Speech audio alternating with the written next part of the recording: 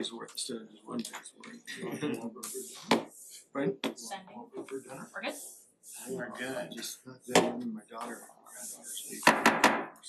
Good evening, everyone. It is 6 p.m. on Wednesday, November the 12th, 2025. And I will call to order the special meeting in place of our regular city council meeting for November 2025. So at this time, Kinsey, would you like to do a roll call for us, please? Sure. Councilmember Vesey? Here. Councilmember Culler? Present. Councilmember Van Hees? Councilmember Van Hees has indicated he will be, is he here? He's here, he's just muted. Okay. So, at some point. Councilmember Sander? Present. Councilmember Straven? Here. So let the record reflect, or the written record reflect that Councilmember Van Hees is attending by remote, and we have a full quorum of council members in attendance this evening. So at this time, Pledge of Allegiance, and let us have our Mayor-elect, Shauna Vesey, lead us in the Pledge of Allegiance this evening. Pledge allegiance to the flag of the United States of America, and to the republic for which it stands, one nation, under God, indivisible, with liberty and justice for all.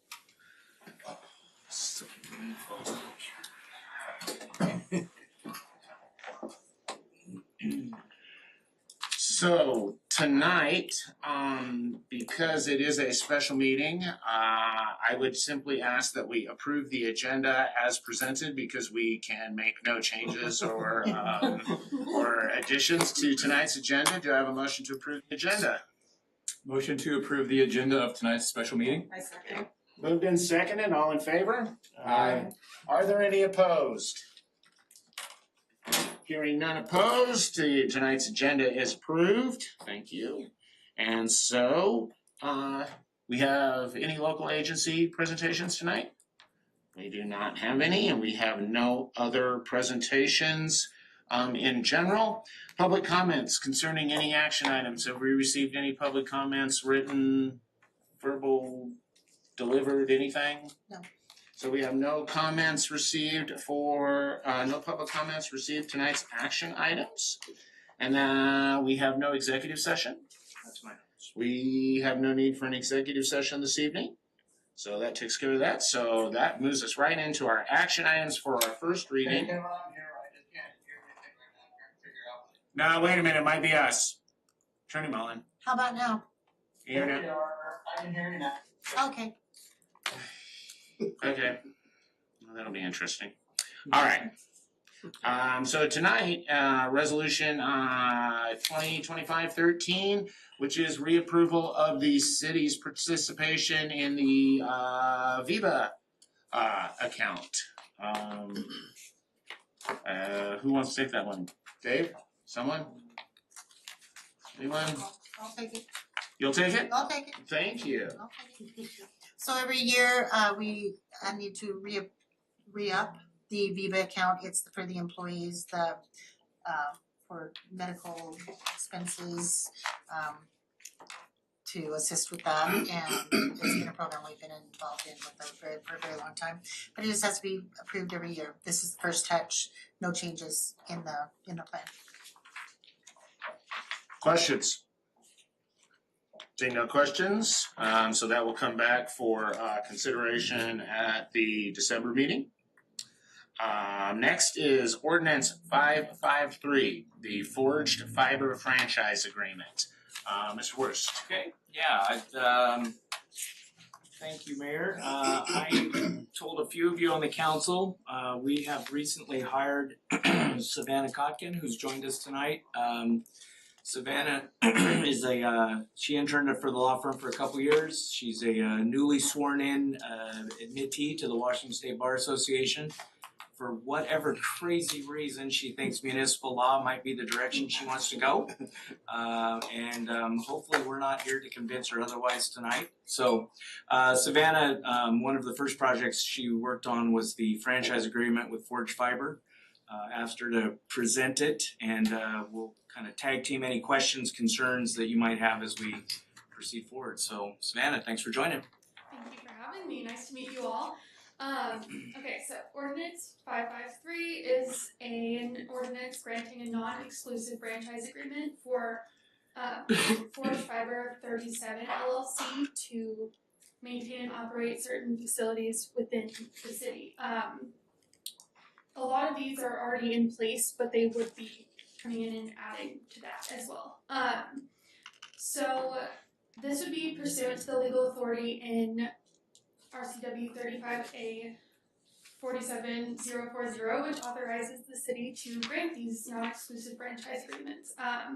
Basically for the use of any specific purpose that is outlined in the third paragraph, if you look there in the recitals.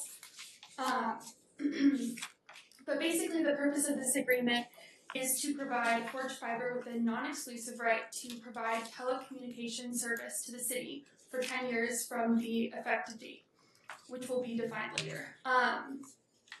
Basically, Forge Fiber is a subsidiary of AT&T, and they're involved in the fiber optic connectivity business, which is basically a technology that has replaced kind of a copper wire, long distance telephone lines, internet service, allows for a faster and more reliable communication. I don't know, I just kind of looked that up, but I don't really know the whole background on how fiber optic works. But it is more reliable and faster to transmit data at the speed of light, apparently. On top of that, let's see. Oh, we will be publishing notice prior to the next meeting in December in order to provide for public comment and hearing. We're presenting this for first reading now just in order to get ahead of things so that we can get everything in motion.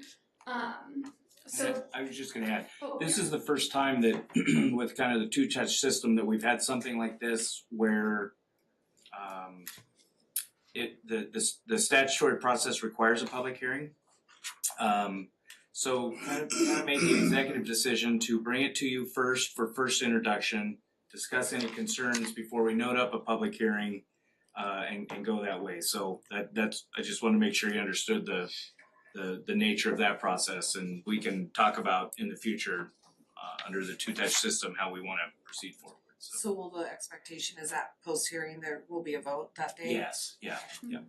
Sorry, go ahead. Oh yeah, my apologies, I could have explained that a little bit better, but basically I interrupted you because that's what I do, sorry. You're good.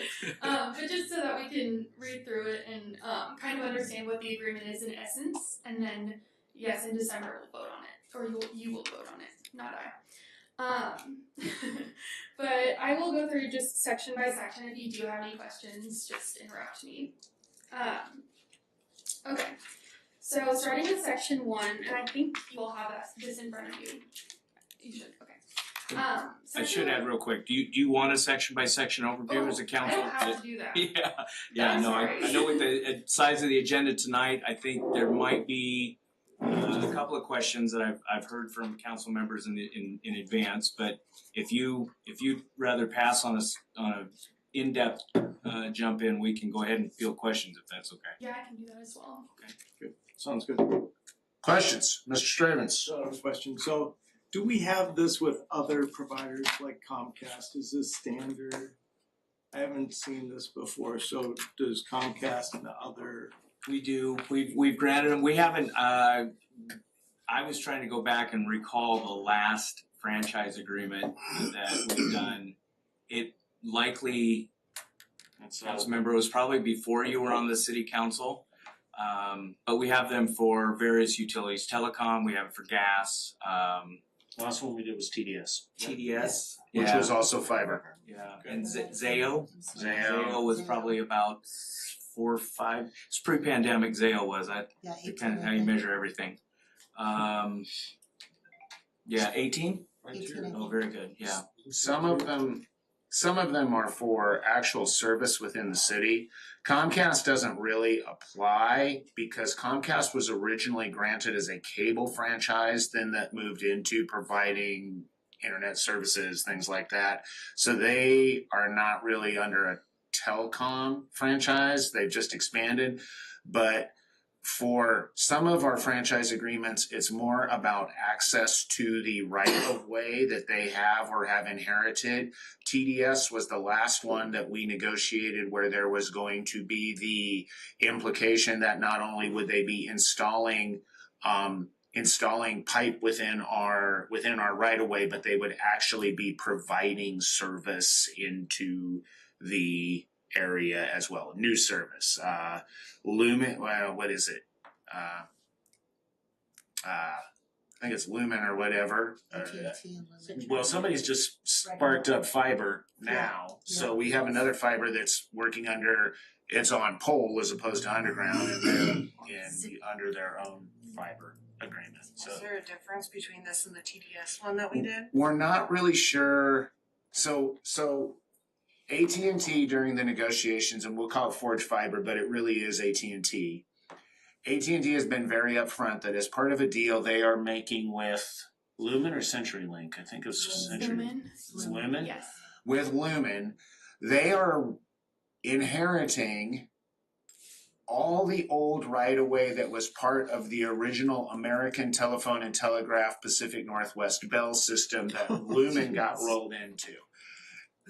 The initial take of this right-of-way coming into them was not something apparently they anticipated. And this is everywhere they are inheriting this right-of-way. So we're not really they're not really sure what they're doing with it, other than the fact as part to complete this merger and acquisition of this part of Lumen's business, they need to be able to show that they have proper agreements in place to assume this right-of-way. So this whole pending date to be defined, they actually have no clue if they're gonna come to us this year, next year, 20 years from now? It might not even happen if they don't get regulatory approval to take on their thing, but I think it's something that they have to deliver back to whoever they are trying to show that they have all this under control. And the form of this contract is very similar to the ones that you have done before, so. Yeah, we've tried to, especially in the franchise agreements, we do try to maintain some consistency because you will see that there's a competitive equity provision in these, which is pretty common. We're not trying to grant anybody something different or better. It would have to go back and trigger a more favored nations provision in another clause. We do try to keep, I think the franchisees tend to wanna, the utilities tend to wanna go out as long as possible and lock in their rights, to use the right of way. We, under an unstated, but just kind of an approach or policy has been to go 10 years on these because the technology changes so dramatically. And at one period of time, or at one point in time, we were timing the 10 years to various rights-of-way projects in the city as well. So if we had the opportunity to underground or do something like that, we'd have that ability in them, so. And I do wanna just address, Savannah hit it right on the head, but I pulled the specific statute, which is cited in that third whereas provision, 040, does specifically grant only a non-exclusive franchise. And really, the term franchise isn't the best use of terminology under the statute. It's really just it's a documentary right to use the city's right-of-ways that we operate. We don't own the right-of-way, but we operate the right-of-way. And I think key to the public works staff on this is to ensure that their use of the right-of-way is consistent with the city's standards, our cut policies, our right-of-way permit requirements, and all of that. So that's why we document it in the franchise agreement. My guess is that somewhere in the dim recesses of Millwood history, there is probably some sort of right of way or some sort of, I wouldn't even say a franchise agreement because it probably didn't exist back then, but some sort of right of way agreement back with Pacific Northwest Bell for when they decided they were gonna string copper around. So I don't think we're not technically granting them anything new. Any other questions? So at this point, I would refer all your questions to Brian or Savannah on this. I've exhausted my area of knowledge. So this will come back to you next month. Just wanna confirm if we're okay to publish the notice of hearing for next month and proceed forward with that. Okay, looks like you'll be drafting a notice of hearing. Sounds fun. Yeah. Alright, thank you. Thank you. So ordinance 554, amending our business license and regulations code. Lisa. Brian. Oh, okay. Okay. I thought you had dealt with these. Savannah. So this one's you'll see it's really a cleanup. It's a large section that was added to the city's existing code on business licenses, but it's the byproduct of the city working through the state system on the business licensing. If you're going to work with Department of Revenue at the state system on the business licensing program, you are subject to the legislation that guides that state agency to administer the program. They changed the dollar threshold to a $4,000 per year dollar threshold starting on January 1, 2026. Prior to that, you can see it was $2,000 in the under the code. So starting January 1, 2026, in order to be engaged in business in the city requiring a business license or permit, it'll be $4,000, and it goes up on a CPI basis on an annual basis. So this is in order for us to stay compliant. This is the language, by the way, directly from the legislation. So all we're doing is incorporating that language into our city code in order to remain compliant with the Department of Revenue requirements for the program.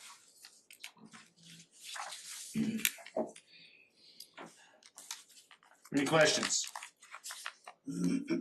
So this leads us to a public hearing, our first public hearing. Is there a second? First on the preliminary. First on the preliminary. This is our first public hearing on our 2026 preliminary budget, ordinance 555. And at this time, I will be open the presentation. Mr. Armstrong, please. Are you sure it's not Lisa? 100%. You're 100% sure. Okay. I will run through this. I put it up on the screen and hopefully Andy can see it. If you want to move to the first thing, we'll start with the budget process started last month with the public hearing on the levy rate, the rate for property tax for 2026, which is constrained by state regulations. It's a 1% over prior year levy rate plus an inflation factor. We went through all of this in that first reading on October 14th, calculated a new levy rate. That's the revenue coming to the city. It's less than $10,000 increase over 25, although based on the assessed value of properties in Millwood, it actually should lower the levy rate that your residents are paying. The second public hearing on that part alone is later on in the consent agenda tonight. So this is the first public hearing on the budget, and this is a preliminary budget. The second hearing on the budget will be November 24th, which is 2 weeks from Monday. So, 10 days from now, or something like that. So if you go to the next slide, Ms. Kenzie, that would be great. So, how I put together a budget, this is my first shot at your guys', so it might look a hair different. I know that consistency is a good thing, but it might look a hair different than what you might have seen in the past. But in the end, it will look exactly the same. When I print out all the pages and throw it in the final hearing, it will look real similar. But first thing I always do is we've got to figure out where 2025 is going to end. And that is a target shot at, since this is only October, the treasurer's report that's in your packets is only through October. So I need to extrapolate that somehow to the end of 2025. So what I've done on this slide here is compared what we estimate the year end to be versus what was budgeted in 2025. revenues are a little bit down. Mainly because you budgeted the full Argonne Road project revenues, and I don't think that's gonna happen. Some of it's gonna bleed into next year. So that's probably why there's a decline there. And I took out the grants to come down with kind of an operating area, which is kind of your general fund, and compared those two. So it looks like it's gonna be about 8.9% increase in operating revenues at the end of the year. Each one of those categories, taxes, I've listed what's in there, licenses and permits, intergovernmental, the state and county revenues, including the grants. That's a pretty big number there this year. Won't be as big next year. We'll see later on. Goods and services are the water and sewer charges. Court fines, the revenue that comes in from what happens at district court. And then the miscellaneous is investments. I'm interested in that number. I have to dig deeper. This is a preliminary first read of the thing. It may change by the next one, but I have to dig deeper. That's a pretty big number in investments earning on stuff like that. So if you go to the next slide, that'd be great. So now we go to what's operating expenses gonna look like. And so it appears that at the end of the year will be 4.8% below what was budgeted.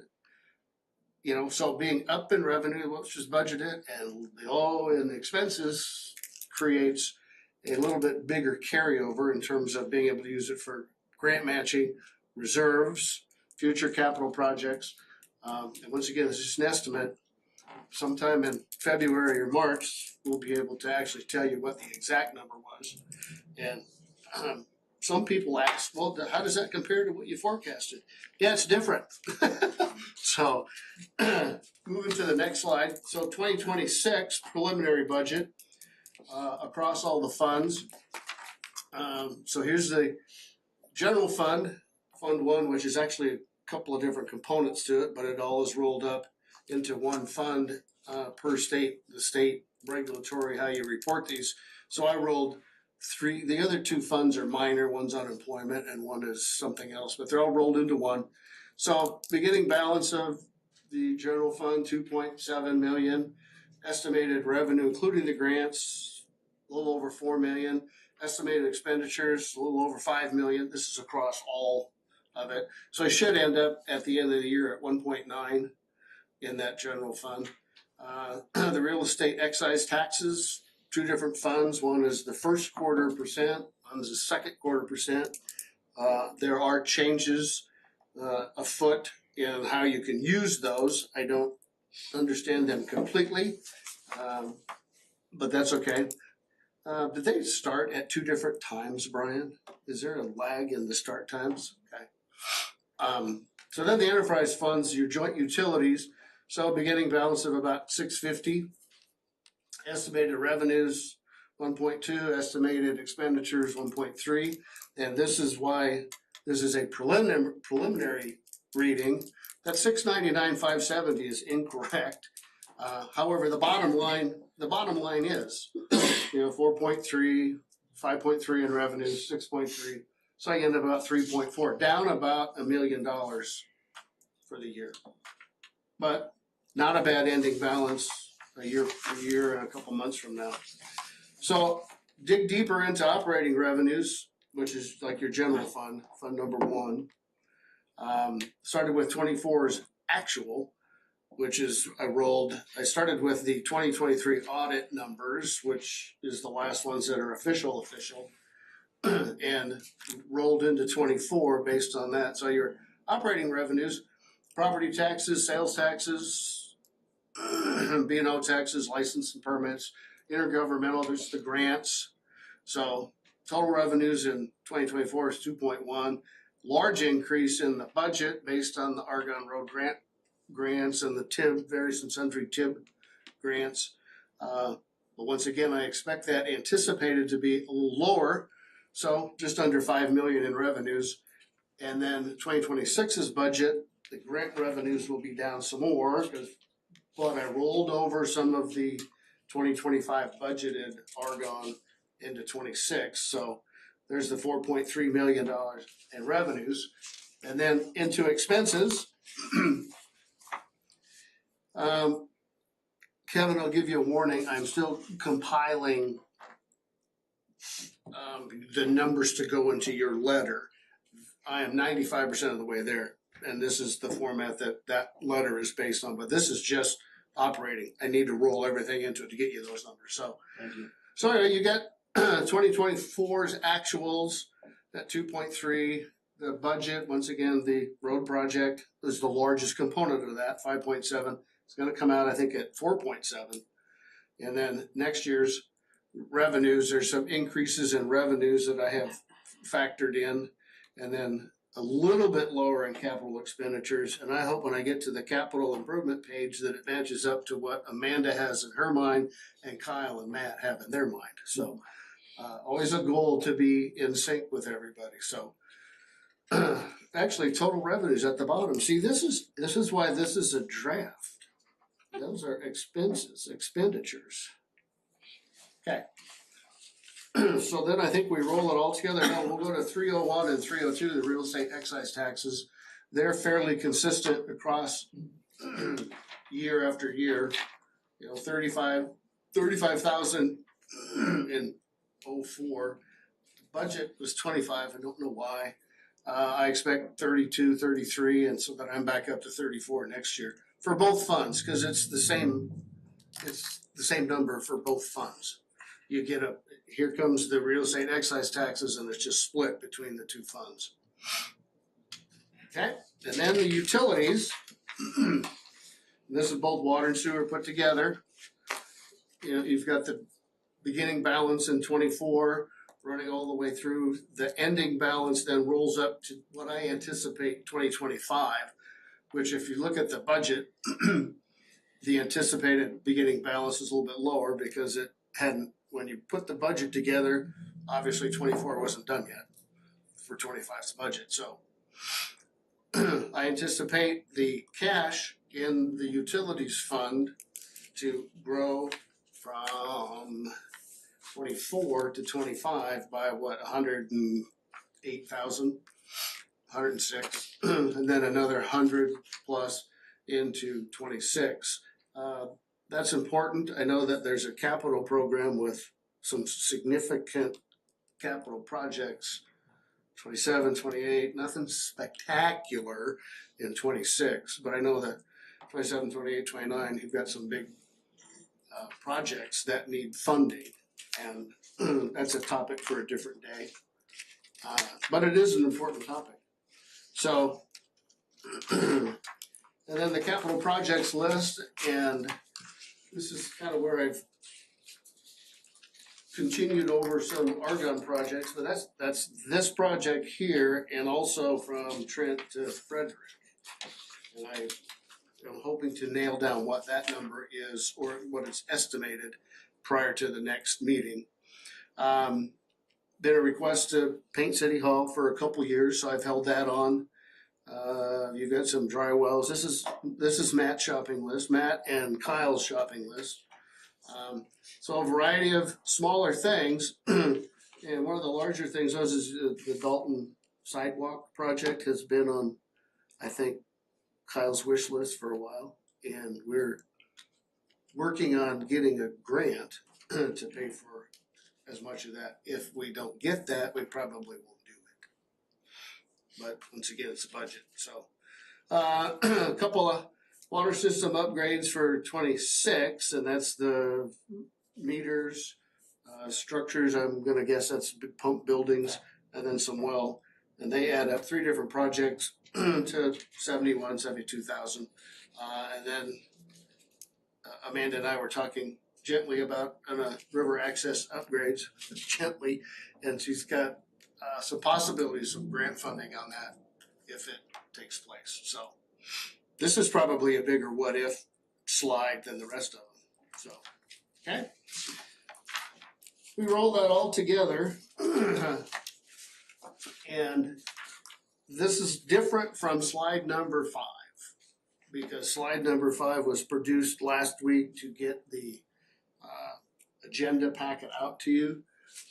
The longer you work with this, you I can refine numbers better.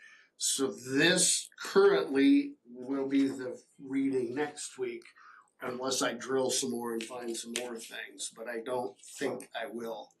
The difference between slide 5, which is actually in the packet, which is published, is only $215,000. The difference, so like I said, this is preliminary. Next week it will be the final, and that's what will roll into the Springbrook system. But it's basically that, and we'll end up with, what do we got, ending balances of 3.6, so a little decrease in bank balances. I do not have them classified as restricted, assigned, committed, available, but in general, your general fund is available for almost anything.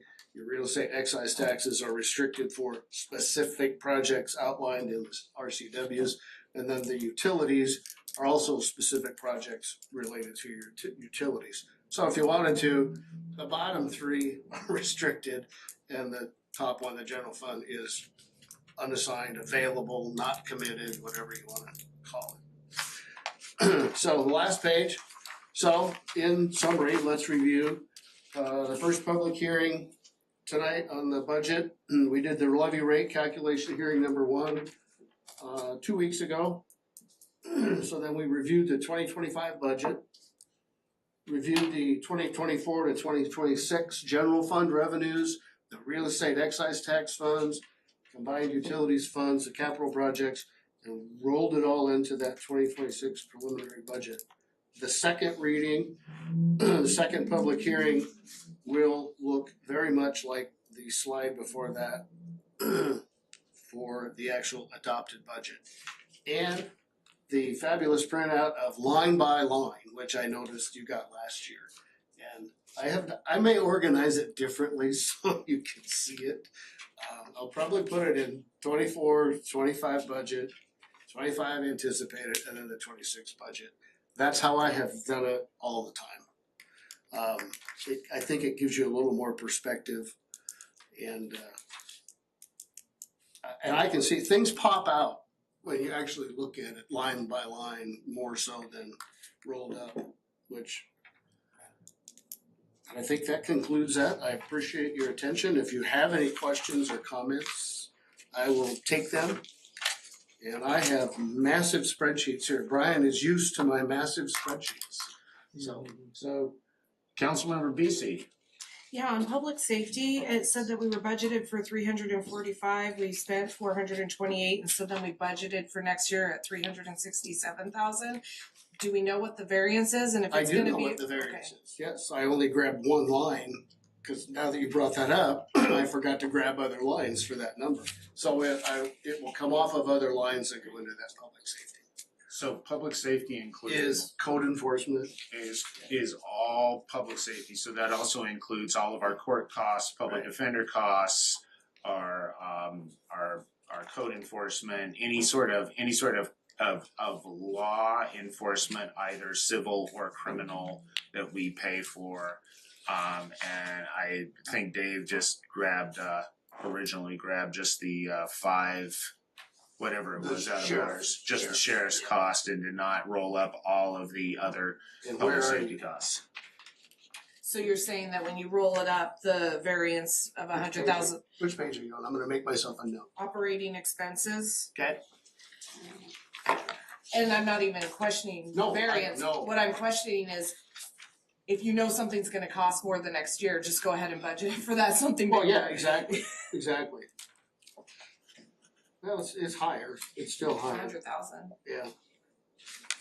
I haven't seen a massive increase in cost year to year from the sheriff's office. Well, and some of our sheriff's costs actually went down Yeah. because what we no longer have is settle and adjust. Yes, no, I agree. So You can see it from 2024, 420 down to 345. so So it's all good, and I don't know if not gonna raise the specter, but let's remember that the amount we got hit with in 2024 was actually the amount for 2022 Mhm. because they're on a 2-year look or 2-year rollback. When we signed that contract, settle and adjust went away. Mhm. So we are also getting out of 2 years of settle and adjust costs that would be trailing along behind us. So the sheriff was not interested in trying to hold those settle and adjust costs over. I think they want to be done with settle and adjust. So again, no critique over what we spent. Well, Just so- if upon deeper examination, we anticipate we're actually gonna spend that much, I would prefer to just see the budget line reflect a 400 number so that 6 months from now, I'm not explaining why we're $100,000 overspent when we knew about that today. Yeah, I can do that easily, yeah. Okay, Does that make sense to you? Yeah. Is it, I think actually, as I look at this, it's the way I do things, cause it's a shot in the dark. Yeah. It's swag is what it's called somewhere. Increase it by 5-6%. And that might be the calculation, 345 plus 5% might be 367. But 400 is not bad either. Yeah. Just realize that that will flow through and change the ending fund balance, by 33 if my math is correct, which is not massive, so. I am a fan of a hair over budgeting. Exactly. So we're talking about code enforcement, so that would be Paul Brian's time with the various code enforcement things we've had this past year. Doesn't a portion of the code enforcement budget cover the work that you do though as well? Right. Yes. Yeah, I think Staff and. yeah, in all candor, probably more, the predominant majority of the budget, unless we have to take it to abatement, predominant majority of the budget's really on the staff side, trying to work it through with the property owner. Staff and legal, we have to bring in counsel for special hearings, things like that, so. $75 We've had our share this last year.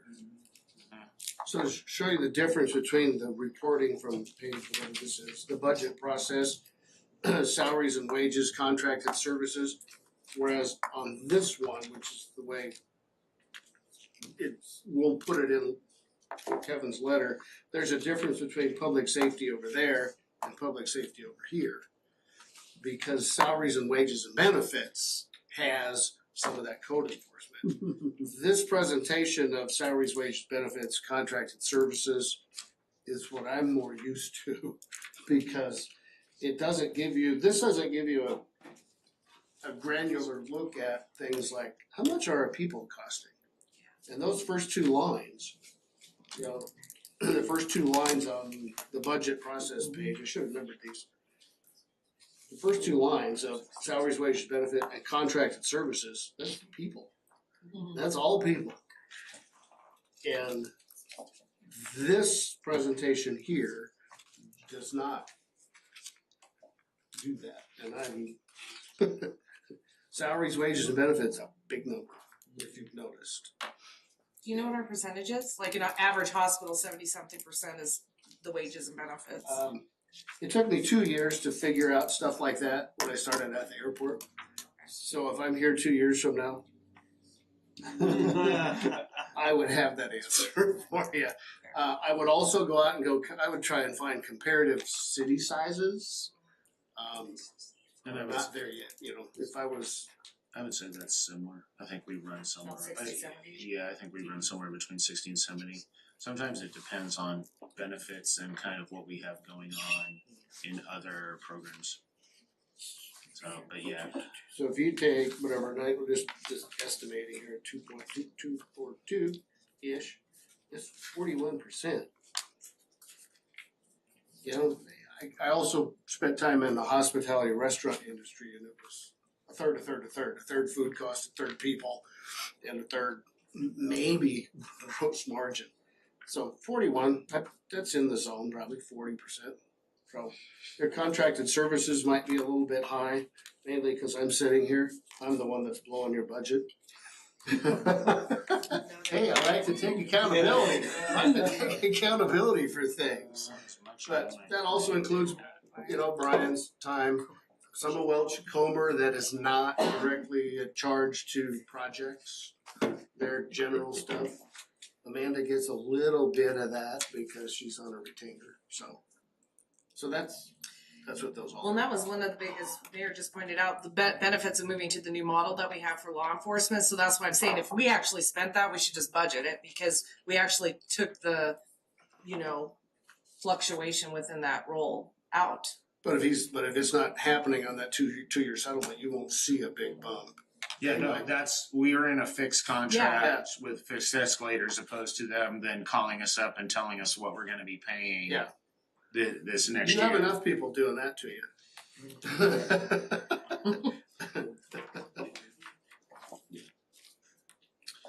All right, any other questions for Dave on this budget? So this is our first public hearing. So it is 6:40 and I will open the public hearing. Is there anyone who would like to provide testimony on the 2026 budget as first read tonight? Second call for public testimony. Third and final call for public testimony. Seeing no one come forward, I will close the public hearing at 6:41 p.m. And we will have our second public hearing on the budget at our special meeting on November the 24th and 25th. Or that 5 p.m. At 5 p.m. And to be clear, this budget has to be considered and passed by December 5. December 7. Well, it's a Sunday. So we have to have it Well, we have to, it has to be adopted by the end of the year, but we had to have the public hearings prior to the too. 7th. So we had to have both public hearings Thank prior you. to the 7th, but it doesn't actually have to be adopted Thank until you. the end of the year. So if for some reason we do not get a quorum on the 24th, we will have to look for a quorum and it takes 48 hours to notice them. 20? Well, for public hearing, it's 10 days. 10 days. And it's already been noticed for the 24th. So it's been noticed for the 24th, so don't go anywhere. Yeah. That's just the Got it. nice way of saying Or if that. you do, let's do a remote. Yes. Patch you in.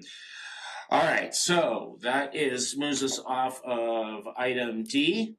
And now we are to item E, ordinance 556, amending Millwood Municipal Code 1516-040. So first of all, there was some, and I will say it was confusion on my part, with Amanda regarding modifications to section 17, or code title 1738-005. Amanda is going to be working on title 17 in its entirety during 2026. So at this time, after discussions with Amanda and what she's contemplating for some of that stuff, this section 2, we will not be asking the council to take any action, and when it comes back to the council for consideration, that section will be gone. It is only the section for section 1, amendment to 1516-040, dangerous or unfit dwellings. And what this is in this section you see G, or section 1, item G, those having inadequate facilities for egress in case of fire, panic, or those having insufficient stairways, elevators, fire escapes, or other means of escape. We signed a contract with Spokane Valley Fire District for code inspection as the fire marshal sort of thing. This is not descriptive enough on our side for them. They can take action, but there's nothing in here that really says that if they tell us to take action, we have to. So that is the addition of O, non-compliance with and basically what that should say is non-compliance with International Fire Code IFC as current, including Washington State. So there will be a change in there. We're gonna not link it to any particular year, just the IFC that is current. building code requirements as determined by Spokane Valley Fire District Number 1, which all this is that if they come back with code violations for them as the fire marshal, we have the actual tool in here that basically says if they say it's bad, we have to say it's bad. And that is the change to this section of the code 1516.040. Are there any questions on that? I have a question. Sure. So section F, those having light, LIGHT or sanitation facilities, what does light refer to? Because under section K, we have electrical. So what's that reference in section F? Man, I would have to say that basically if it's something that you do not have enough light in the building to allow people to move around and not smash into things, it's actually like, is there proper illumination within the building, a restroom, something like that, that you can't see what's in there, I guess. I can't tell you what, this is the amalgamation of many, many years of people putting things in code. My guess is that basically somebody walks in and is like, you don't have restrooms. Oh, and by the way, this thing is absolutely dark. If, a building that is a club that might be too dark. Somebody thinks that some type of establishment is too dark inside. You might be able to enforce against that. Okay, Mr. Worst, do you have an opinion? No, I'd say the same thing. I was just trying to look in other sections of the code to see how we've referenced light, and it's typically lighting. Okay. So I don't know if you want to make a friendly amendment to that or not, just for clarification purposes. I would say lighting to make it more clear. That seems pretty vague for ordinance to me. Okay. So F, we will bring back F for council consideration, changing light to lighting. Any other questions, comments? So it will come back to you. Ordinance 556 will come back to you. There will be nothing in there regarding section 17 of the municipal code, and there will be a little bit of a cleanup on that item O. So that gets us to Broadlink interlocal agreement. Mr. Worst. Okay. You have in your packet, essentially from a substance and material standpoint, same agreement that Broadlink presented last month. There were some typos in the agreement that they provided, so we provided you a red line that we'd send back to Broadlink just to clean up some blank whereas provisions and things like that. But essentially, this is the same format that was presented last week. We provide open access broadband infrastructure in the city, services, delivery enhancements, and digital equity solutions, as Schmidt presented at the last meeting. Questions for Brian? All right, so seeing no questions, the agreement as presented in here will come back to for council consideration at the next regular meeting, correct? So, yep. Yep, next regular meeting. So thank you very much. Next is item G, an interlocal agreement for the aquifer protection area allocations as provided to us by Spokane County. Mr. Worst. Okay. I think we had a briefing on this earlier this year, but the voters in Spokane County approved County ballot measure number 1 in August, which was the approval of the proposed boundaries of the aquifer, what are they called? The aquifer protection area revenues. In order to participate within the receipt and the use of those revenues, participating jurisdictions need to enter into the interlocal agreement. So that's what this has been presented. I will be candid, as we've seen in a number of these types of agreements involving multiple jurisdictions, interlocal agreements like this, not much room for negotiation if we wish to participate.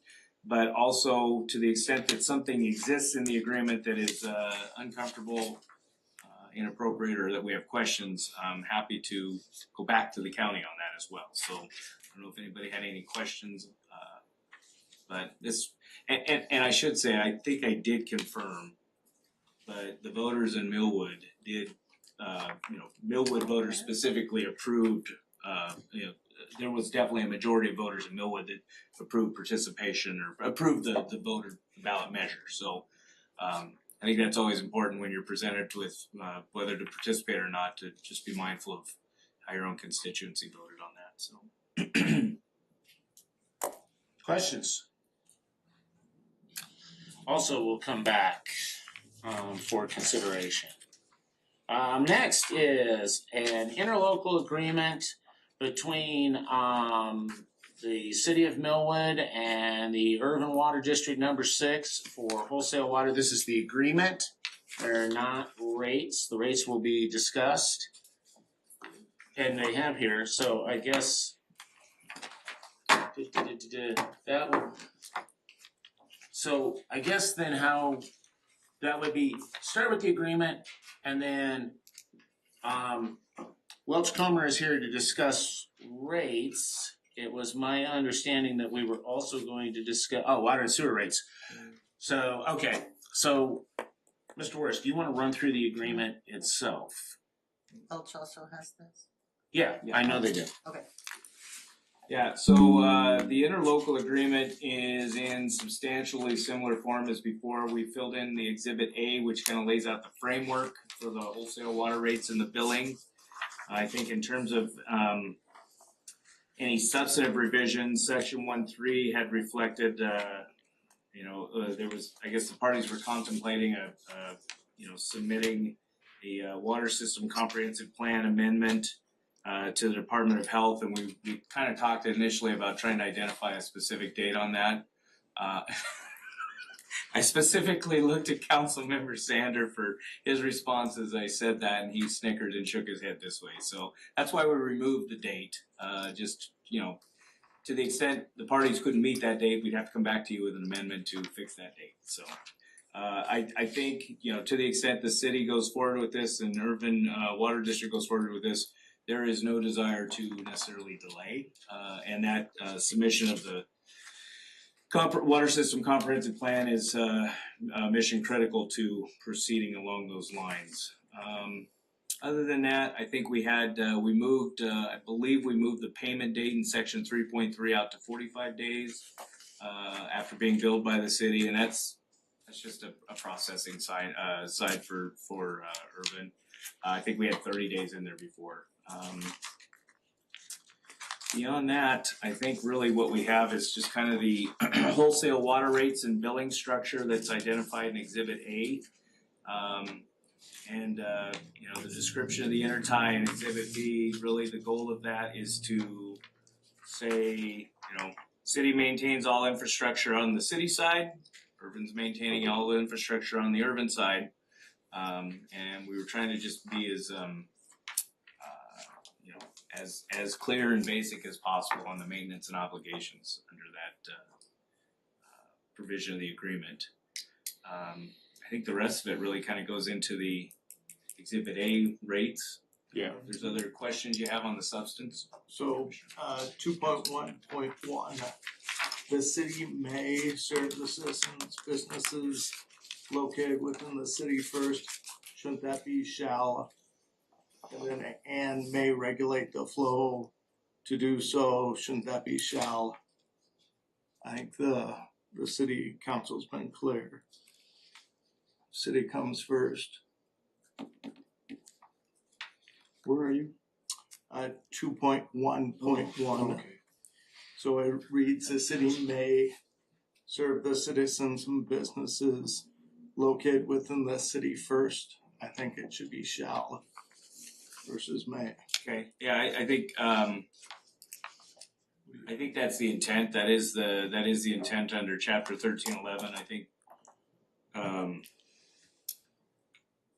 contractually that is, I don't mind giving the city the discretion to I mean, you're always going to follow your city code and maintain that you are going to serve your citizens first. If I think maybe this is where it's gonna sound a little legalese and wonky, but I think giving yourself some discretion there isn't a bad thing. But if we wanna turn it to shall, I think that's what your intent and your obligation is under the city code anyway. So it may, you know, we're certainly on a two-touch system on this, and I'm not sure we'd have to just send that back to Irvin for approval as well, so.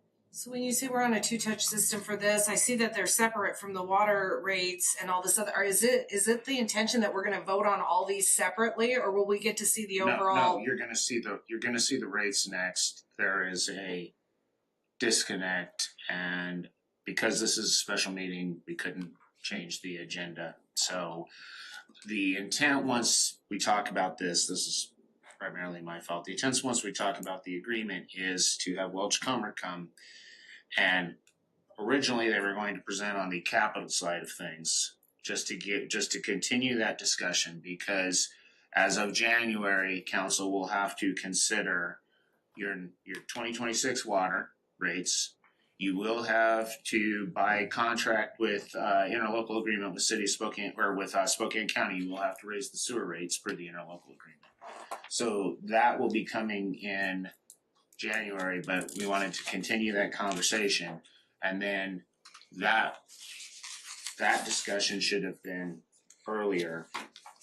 And then the intent was to have the initial agreement presented plus the rate structure presented for consideration as part of this holistic initial touch. So I would say look at the agreement first, and then they're gonna come on and talk about where our current capital projections stand, and then rates for urban, that sort of thing.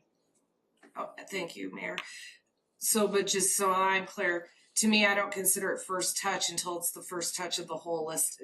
Is that your understanding? Today will be the first touch. So you're actually hoping we would vote on the second touch within a couple times. And to me, I don't feel like, I felt like we presented, unless we know the overall big thing we're gonna be voting on and have a time to sit and mill with it, then that's not really first touch. And even at the last meeting, they were like, oh yeah, there'll probably be 3-4 touches and stuff. Well, so what I see is tonight you will see the agreement in pretty much where Brian would say final form, where the agreement, the text of this in final form, where you can provide comments on that. You will also be presented the structure for rates, the proposed structure for rates that is believed, and then you'll be able to take that and mull back, and then there'll be a second touch, and if there needs to be a third touch, there'd be a third touch and a fourth touch. It doesn't, as you said, it's a two-touch system doesn't mean you have to vote on it at the second touch. But this would be, you will have both the agreement and the rate information tonight. Yeah, I think that's the intent, is that you're gonna have all the information tonight.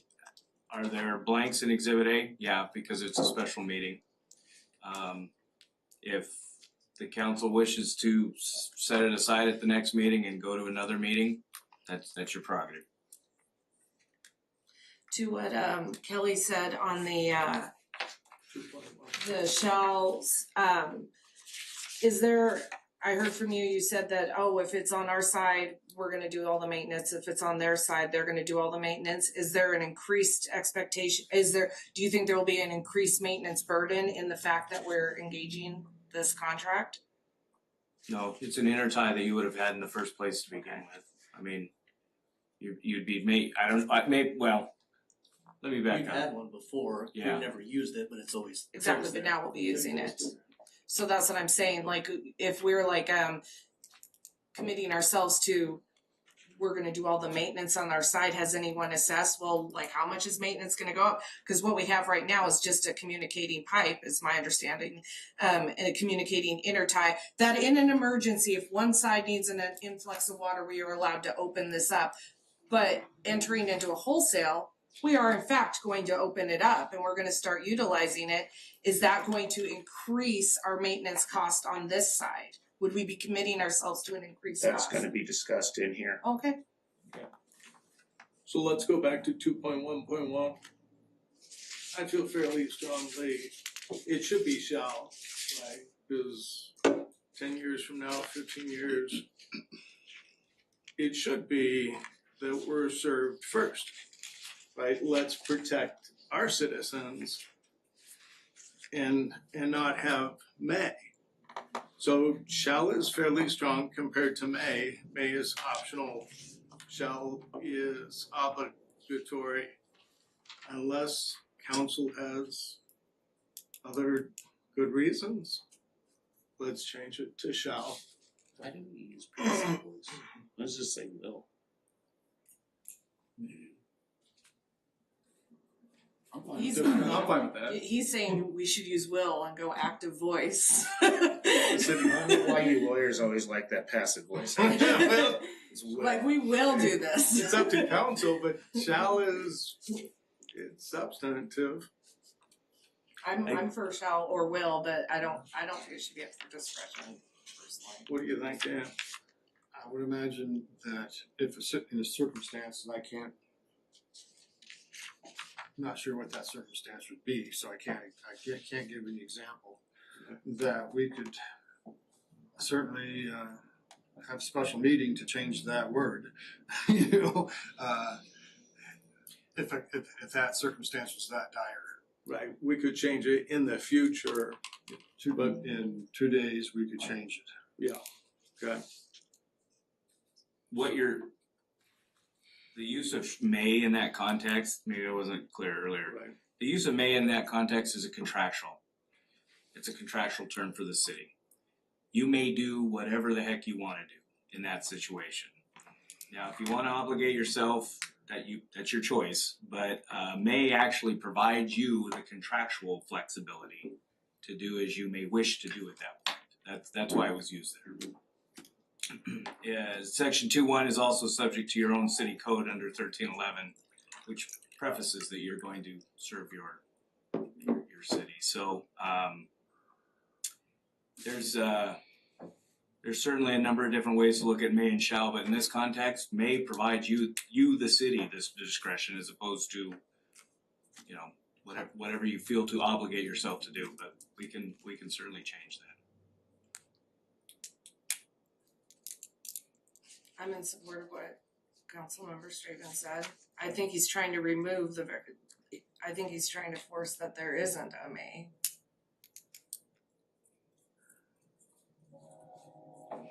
I think it's clear. If you change it, I think it's clear. I mean, we can make it shall. It says the exact same thing in 130410. It says the city shall furnish water and it's Right, okay. So let's do the change.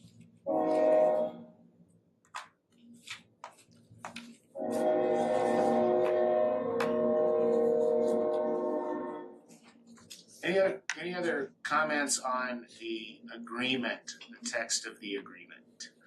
All right, so at this time, I'd like to ask Ashley Nisha from Welch Comer to start the presentation with the capital side of things, capital rates, and then move to the urban presentation.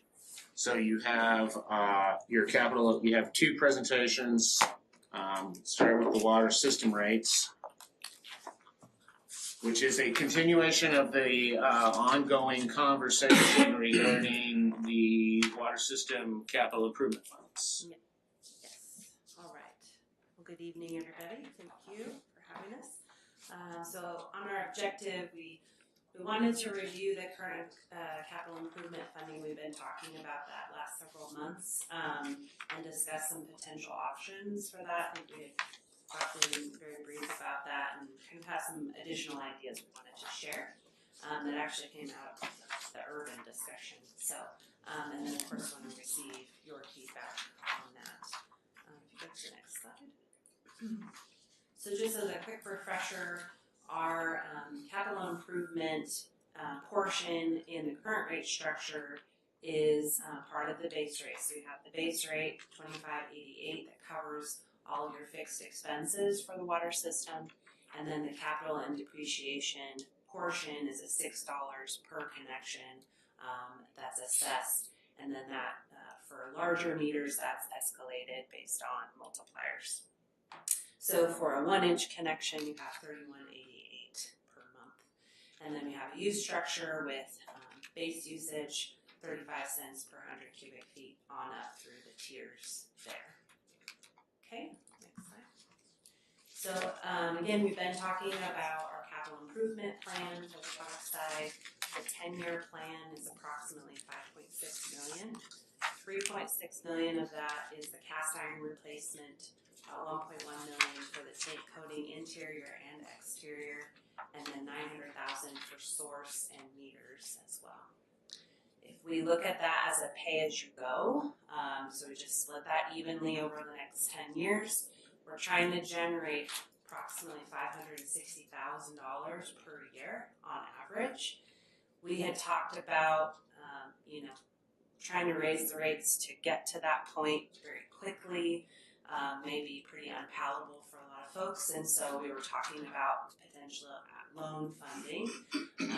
Even looking at that at some historic loan rates, we were looking at $220,000 per year, so still kind of a big bite that would be needed in addition to what you're already collecting.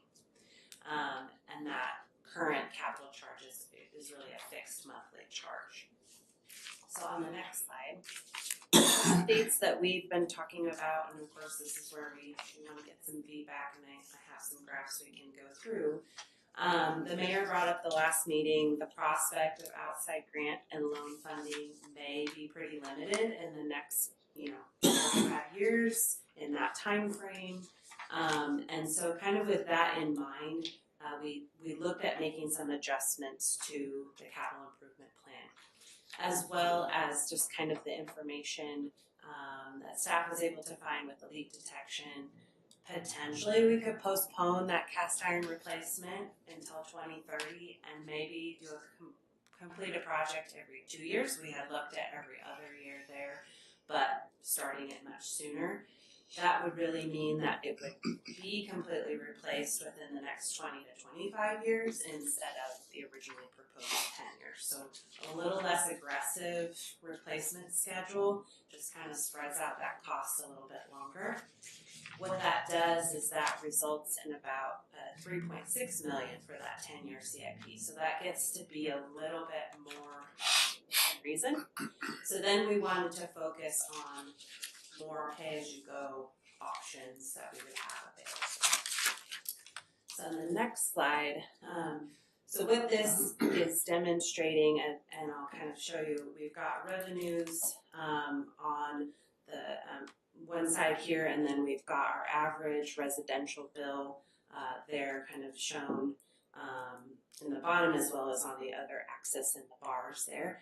So when we had talked very originally back in 2020, when we did our water rate study, we had talked about increasing that capital improvement rate by about $1 every year. So that's what this shows. This is kind of our original plan. So that works pretty well for the first 5 years until we start aggressively working on that cast iron replacement, and then our reserve really kind of dies off after that. So that really doesn't work well. So we look to the next option, which I think we've already kind of talked about in previous meetings. Okay, do we start looking at increases to that capital base rate charge? And even with making some of these adjustments to the capital improvement plan, we'd still be looking at about $5 and then $8 and then $12. So about $3 every year, through about 2030, and then we're kind of looking at additional increases there. The bottom percentage is kind of the annual percent increase of that rate. And I will say that would not assume any changes to the base rate. Obviously, you may be adjusting that for inflation, just for your fixed costs as well.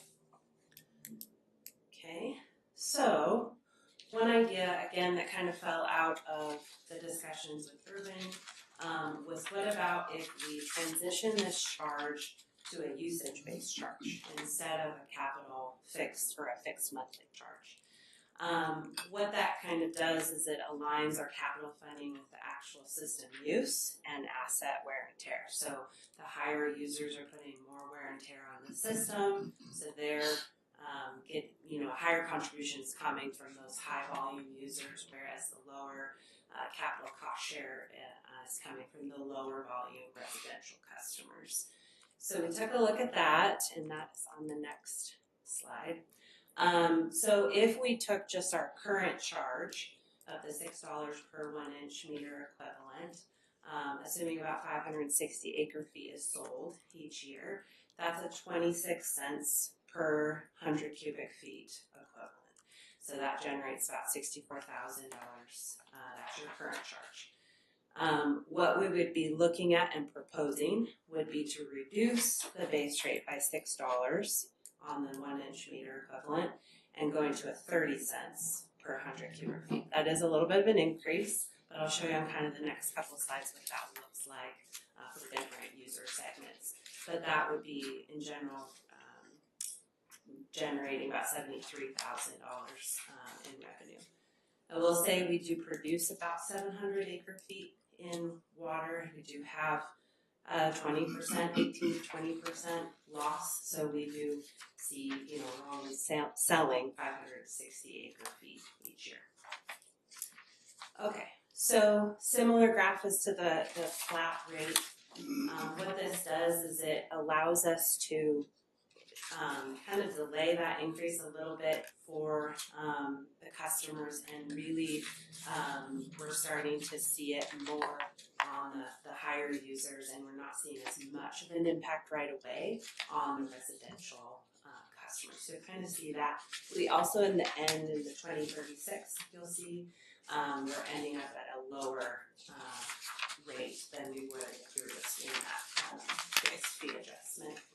And then I think the more powerful thing is once we get to about 2030 and kind of catch up to where we think we need to be with that funding, then we're just looking at kind of an inflationary increase on that charge rather than just continuing with more aggressive changes. Okay, so by customer class, obviously the most use is your residences. But we do have commercial and irrigation, so you can kind of see the breakdown of where the revenue would come from those usage rates. And so we would be, and this is 2024, so that's why that number 75,000 is a little bit different than what I had a couple slides ago. We go to the next slide. So I'm going to just kind of walk through each customer category, and we'll look at for the average, the median, or kind of the middle user, and then the max user, what this looks like just for the capital portion of the rate. So for on your residential side, the average user probably won't see hardly any change initially. The median user, so kind of right in the middle of that usage, will see a reduction. And then the max user will see probably a significant increase on what they're being charged. But again, kind of putting more wear and tear on the system, and so they're participating in a higher percentage of that. On your commercial, again, kind of the average and median commercial users are pretty low usage, and so those might see a reduction. But again, the max user on that side would also see a pretty significant increase there. And then lastly, I think irrigation is the main category that we would see a pretty big difference there in that capital contribution.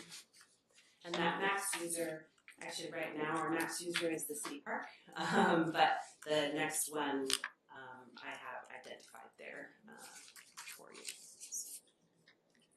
Okay, so what that would look like, the proposed rate structure would be to eliminate the capital and depreciation fee from the base rate, and then we would add 30 cents to each rate tier to fund the capital improvement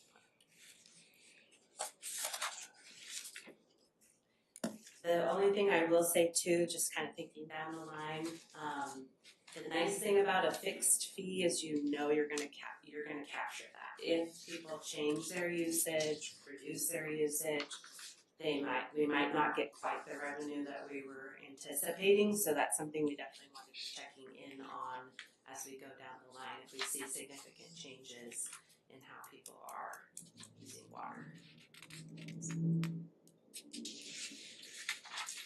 Okay, so I guess my feedback and discussion items with you would be, what are your thoughts on the capital improvement plan adjustments, kind of delaying the cast iron replacement, kind of spreading that out a little bit, and then what are your thoughts on the structure change? So delaying those projects, and Dan made the suggestion last meeting, is that we prioritize taking care of the standpipe. So that would not be deferred, or would that still happen within the The next? tank would still be in there. I think what I kind of ground truth a little bit, I think it was off maybe by a year or two on the exterior coating. I think we have a little bit more time on that than I had initially thought. But the interior coating would be done in that first 5 years that we talked about last time. I'll say overall, it's a good, if we can defray those costs for the ratepayers, it's a good plan. Just worry about how much extending the lifetime of the cast iron will affect the system. We're just gonna have more breaks at some point. I have some stupid questions. So to me, the defraying the cost is just the difference between like a 15-year mortgage and a 50-year mortgage. I mean, like at the end of the day, you're actually sure, we'll be all fine because everything will go up by a little bit for people. But at the end, like when these bar graphs or whatever are lined up, I mean, explosions happen. Year 20, 30 something, whether we're paying, whether we're just transferring it now and accepting reality, or we're doing all the things to kind of mute it at the beginning. So I guess I'm and you don't have a crystal ball, but if we do like something like this, like, let's push this off to 2030, then we're still in a bad situation. And then what if things start to break on top of that, because part of our plan is that we're pushing out potential, so lots of stupid questions. It's okay. Not even a question, just nebulous thoughts. Yes. No, I think the idea was, it just seemed like initially when we talked before, the pay-as-you-go option without any sort of loan funding, this was a huge hit. And so just trying to lengthen out the time we had to kind of catch up to that and try to get to that point, that was kind of the idea. But yes, you're right, there is potential risk there where if something breaks or the cast iron doesn't make it that long, then we're in a tough situation. And you did a great job, and I love that you did exactly what the discussion is, but even between the two meetings, I'm kind of like, at the end of the day, we still end up at over $30 a hit, and so maybe if there is these magical, great, low interest loans, then we should obviously avail ourselves. But if we're starting to get into really aggressive funding mechanisms, to me, pushing problems into 2030 and 2040, only to have it, like, to me, I hate that our rates are gonna go up, period. But to me, it going up by $32 an hour, but knowing the city is in a stable place and you're not gonna be sideswiped is better than going up 26, but meanwhile, we've done all this crazy stuff that you're gonna be contending with. Yeah.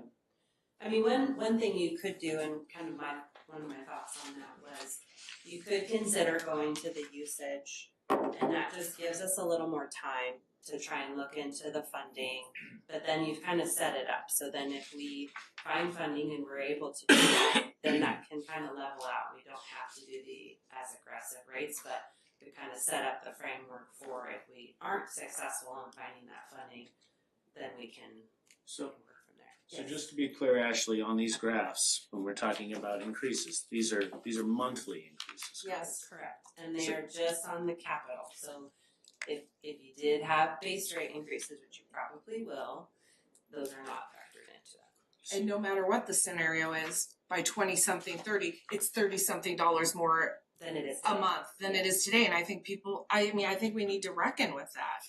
So, the next phase for this presentation is talking about Irvin and that. What I'd like to suggest to council is, a couple things. One is that in going through this, particularly with dealing with urban, or the idea of wholesaling water, should not call it urban, but wholesaling water as a way to expand our system. I and talking with both Ashley and Nisha, at the end of all these slides, there will be a recommendation from Welch that is actually at my recommendation to do a comprehensive ground up rate study for this system, because on my way out, I'd like to offer up just a couple observations. We live with a legacy here in Millwood of a water system that was designed to operate providing the lowest water rates for our citizens in the area. That's what the goal was, the lowest water rates. We try to work as a city and a council within a rate structure that may not be the most appropriate rate structure for a system of our size, with our expenses, with a limited service base. And so I do think that as the city goes forward, council may wish to consider looking at, do we start somewhere else as a city with a completely different type of rate structure than a base rate and a usage rate and a capital rate or something like that, looking at really what our overall makeup is of who buys water, how much water we sell, because when you look at the actual monthly consumptions, most people during the winter use the same amount of water. But once we flip into summer, our rate consumptions go right up. And I can pretty much say, I think most of us all in here again are guilty of having to put a lot of moss out on our lawns to get rid of whatever we've been growing in the shade because it's been overwatered. And so maybe there's a different way to handle that. But I do think that, to Councilmember Vesey's point, right now what it's looking like is to operate this system effectively, where the city's looking at having to come up with funds of a scale that we hadn't imagined. And additionally, she's very much correct in kicking it out is just costs are key to keep going up. You're gonna keep chasing your tail around and around in a circle, chasing your tail, trying to pay for this stuff. And it is something that I think that Amanda will talk about the comp plan. If we're talking about this, because this is our biggest asset, our water system. And so if we can't fund this, there's issues. But Amanda's going to talk about comp plan. It's obvious from listening to discussions over the past few years, Millwood's not, I wouldn't say 100% interested in having a lot of densification. That may be good for citizens, but it's not necessarily good for the enterprise fund, because we're not going to be adding a lot of connections and we don't have anywhere to go with actual new physical connections. We're not adding new service area by branching out or anything like that. So there are things that need to be thought about to fund this. Can I say one? Oh, go ahead. So do we have a idea, do we have a way to estimate the expense ratio? So as we add more users, what's the expense of that to our existing system? Do we have a sense of that? Wear and tear, things like that. Do you want to go into the next presentation with that? Certainly can. Can I take a time what you just said? Because that I felt like he just kind of addressed that, is that it's potential that our rate systems need to be wholly revisited. And if we're gonna do this comprehensive rate plan, which thank you, a comprehensive rate study would be incredible, especially under your leadership, because you really do understand this stuff. But like right now, like what everybody's saying, we have a situation, it's just gonna keep going up, keep going up, and keep going up. And there's really nothing you can do about it. So if you're one of the small houses, and we're tied to connection, so we're tied to like every house is a connection, and it doesn't matter if you got 5 pools, this, that, and the other thing. So what do you do if you're the person that's just got a little starter home and you've got one connection?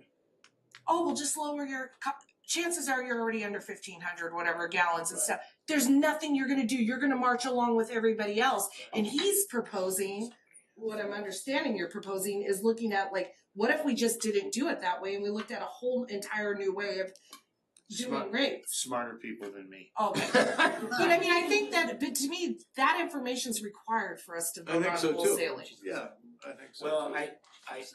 I would say that I would hear out the wholesaling, because at the end of the day, you are, and there's a couple other things that are coming up here again that I'll hit on.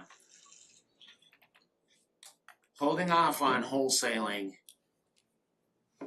is, in a matter of speaking, the potential to also slit our own throats. Because you're not, and I think, but you know what? With council's pleasure, would you please begin the urban? Oh wait, Mr. Sanders. I think there are other issues here that we're skipping.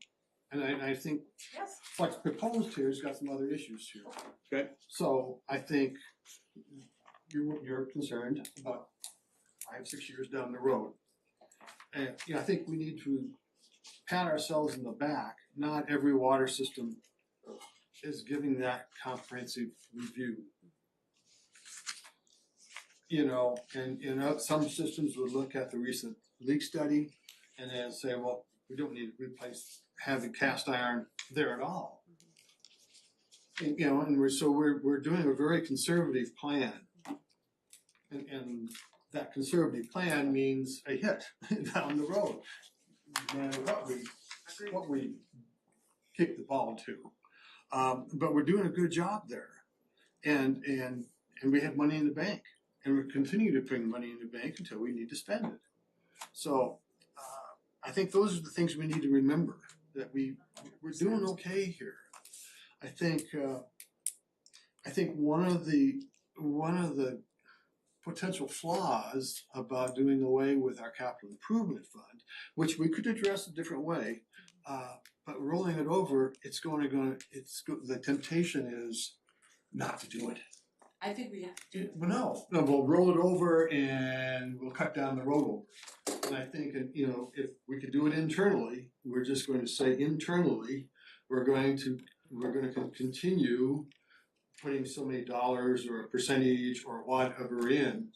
Sure. And because oftentimes systems do not want to raise their rates, so they will take if they had a capital improvement program, they will trim it this year.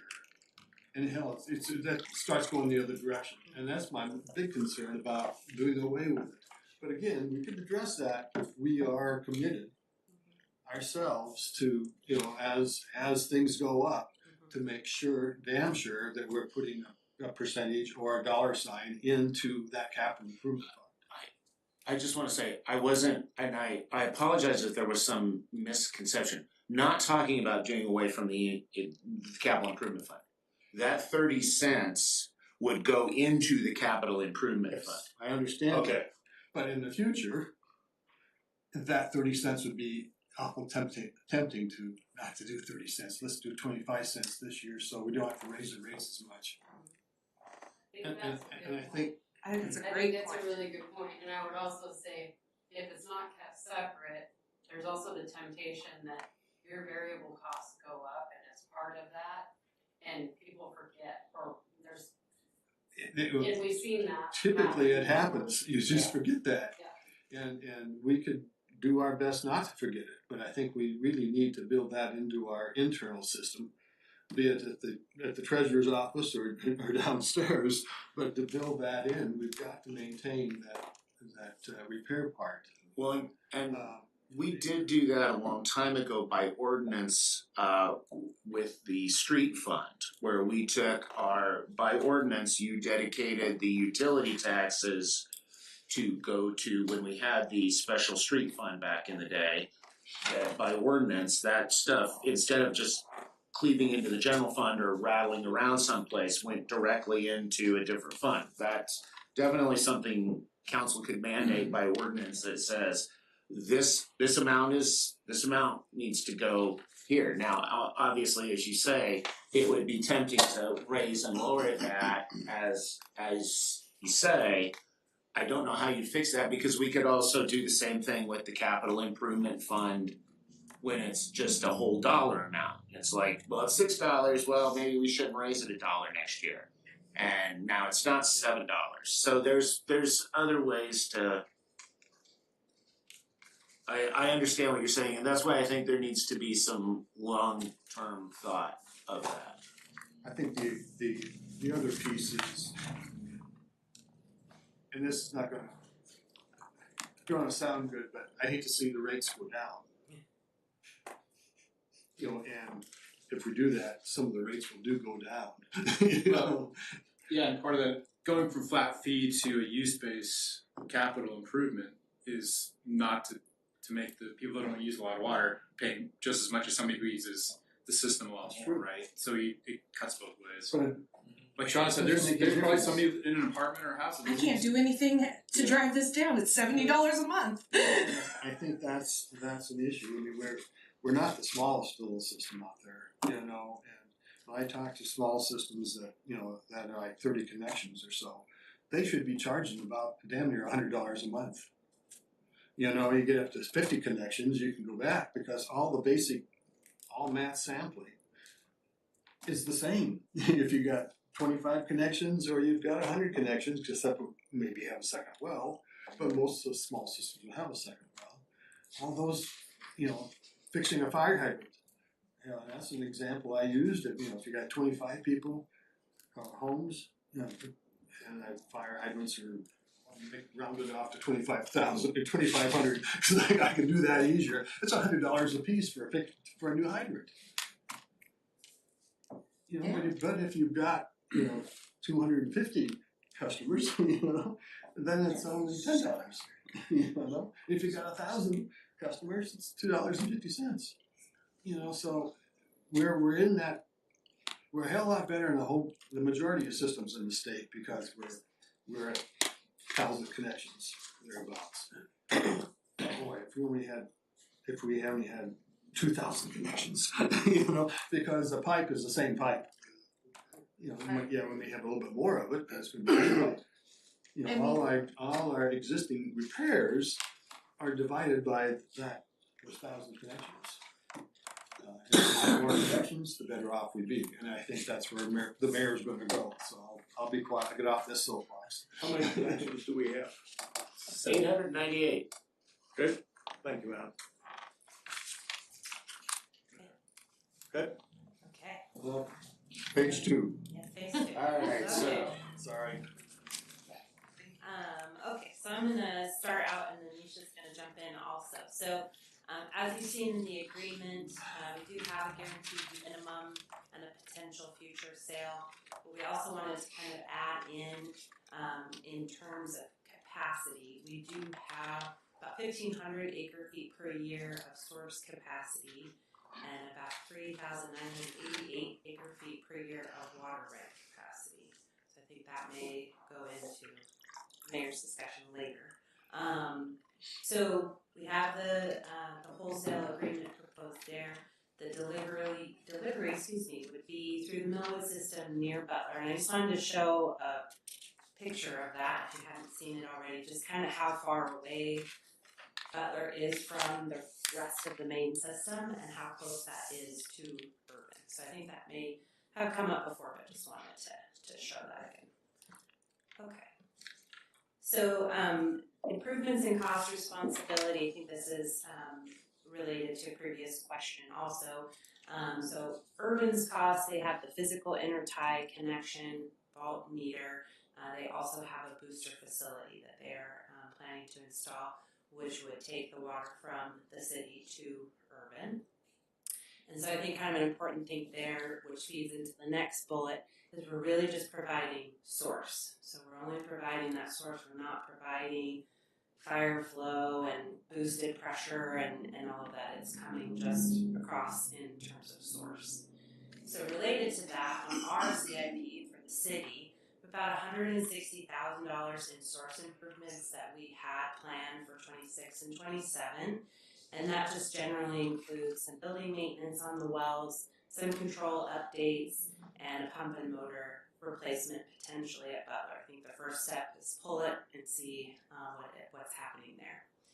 So what we have approached Urban with in terms of shared costs, obviously we each have administrative costs, legal and engineering to work through this agreement. But in terms of some hard costs, kind of at a minimum, we would recommend at least pulling Butler to see the pump condition, how it's doing. It is the oldest pump that we have on the sources. So we propose sharing that cost with Urban 50%. And then further, if Butler needs to be replaced, that we would recommend that cost be shared also. That is an item that I think may, just because of timing, need to happen as potentially an amendment or just depending on how that agreement negotiation goes. But that does need to kind of be on our radar, that if that does come up, that we would share that cost. And then also proposing a VFD or variable frequency drive on Old Park well. And that just allows, if Butler goes out, Old Park is a pretty big well, and so being able to kind of ramp it down and be able to serve Urban would be just a more reliable setup. And so half of that cost would also be shared. So what we're proposing is you consider requesting about $13,000 up front to help pay for those items that we anticipate need to happen before we start activating that connection. And then just a little snapshot of the physical internet connection. Engineering's kind of been reviewing this as well as Matt.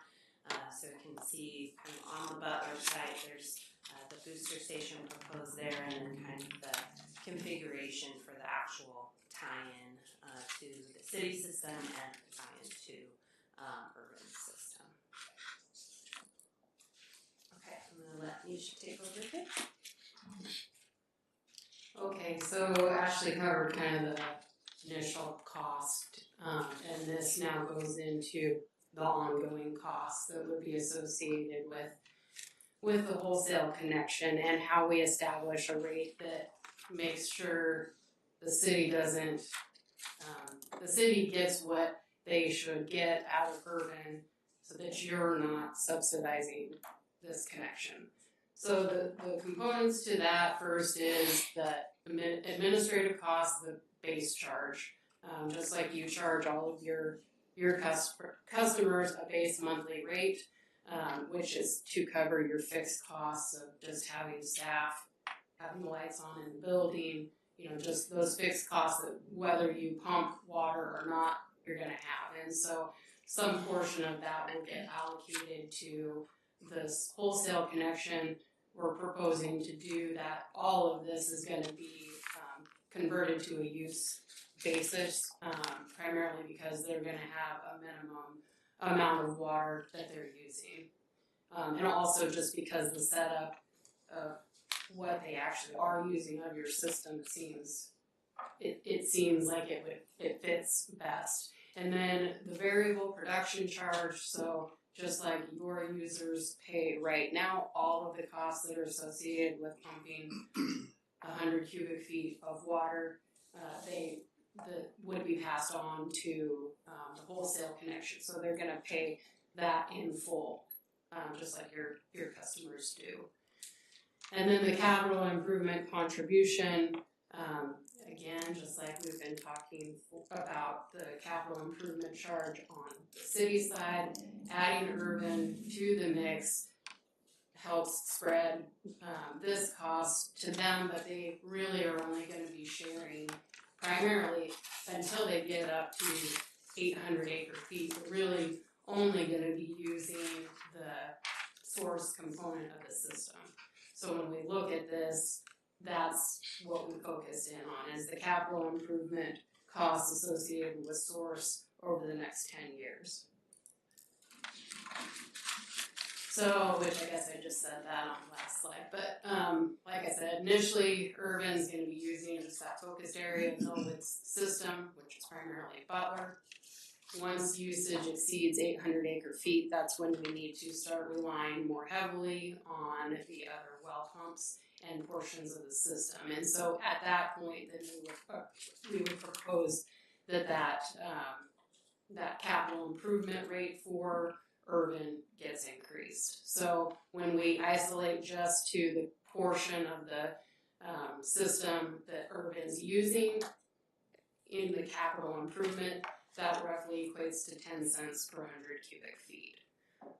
And then what we would propose, that would need to increase, there'd be an inflationary increase per year on that charge, like the other charges too. And then, like I said, escalating to include storage and distribution. Once we get beyond that 800 acre feet level, I think right now that equates to somewhere around 45 cents per 100 cubic feet. So this is just the breakdown of that. So the charge to Urban will all be based on 100 cubic feet. So the administrative cost works out to about 2 cents per 100 cubic feet. That variable production cost is 36 cents per 100 cubic feet, and then a 10 cent per 100 cubic feet for the capital improvement. So a total of 48 cents. So roughly 62,000 per year is what you would be collecting from Urban. And then in addition to that, as Ashley mentioned, you've got your upfront expenses, but then Urban would also be paying that one-time 13,000 kind of entry fee towards the upfront shared costs. I'm gonna give this back to Ashley since she did so nicely on the other figures, graphs. Okay, so we wanted to project this forward just so we could kind of see revenues and pumping, especially since we anticipate Urban's wholesale pumping may increase over time, and so how does that impact revenues being generated? And I will say this is assuming that we do go to that usage-based capital charge. So, it would be a little bit different if we decide to do the fixed rate or may decide to do that. But you can see we've kind of assumed, again, kind of playing off of what we've been talking about, that the city's consumption stays about the same, just because we're not anticipating large growth or big changes that way. So we're staying about the same, which then our revenue being generated is primarily due to those rate increases. So Urban's pumping, you can kind of see we started at 300 and then we kind of increase over time, and then I think what we've projected is about 2034 that they may reach that 800 acre feet per year, and that would kind of be when we start to trigger using other parts of the system. So you can kind of see that kind of jump in that revenue because we would be escalating that capital improvement contribution due to that result. So go to the next slide. What that means for the city. Not a whole lot of difference in the beginning, just because they're not using as much, and they're paying for mainly the source components of the capital improvement plan. But we do see some savings to the city customers as we get a little bit further along and as they are contributing a little bit more kind of on that inflation. Yes. So these numbers, is that like a model rate, a monthly rate that a person could expect? Yep, so that is the blue column. So that is assuming the city's funding their CIP without urban, so those are the exact same numbers that we saw before. Yes, I was looking at That's that. okay, yeah, I know, I don't see that. I struggled with how to communicate this, and then the magenta bar is with the city's customer bill with urban contributing, and that's where those savings come from. So if we were to go with urban, this would be like a $58.02. Okay, gotcha. Correct, and it would be $60.03, and yes. Perfect. Yes, kind of a lot of information going on there, but yes. But there's still, just note that that doesn't include, a base rate change. Correct. Yes. Need to happen. All for your things held variables. consistent, Right. yes. Yes, that's correct. Okay. And I think we've also talked about this, but I think we still recommend kind of a full cost of service evaluation and rate study there to, potentially modify that structure to fairly distribute those costs. And we would say probably within the next 6 months to a year, so that you've got that information at your fingertips. Okay. So again, kind of our place to stop here and get your input and your confirmation on that structure change.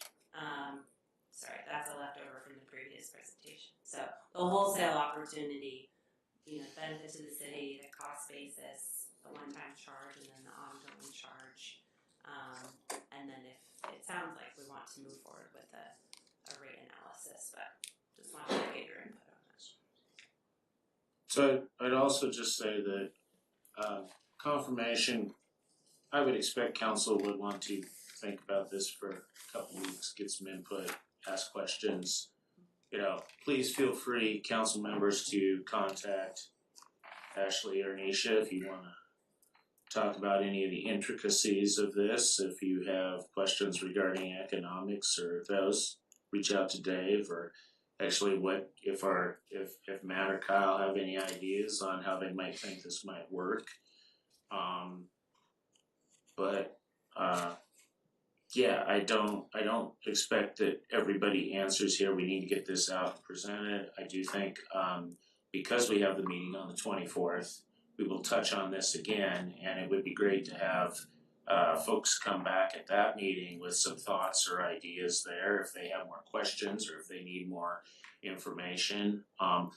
Obviously, there's going to continue to be some discussions between the city and urban on some of these things, particularly with like escalators or things like that, given the uncertain nature of how we forecast for cost increases in the future, what that might look like. One of the greatest things would be the variation in power.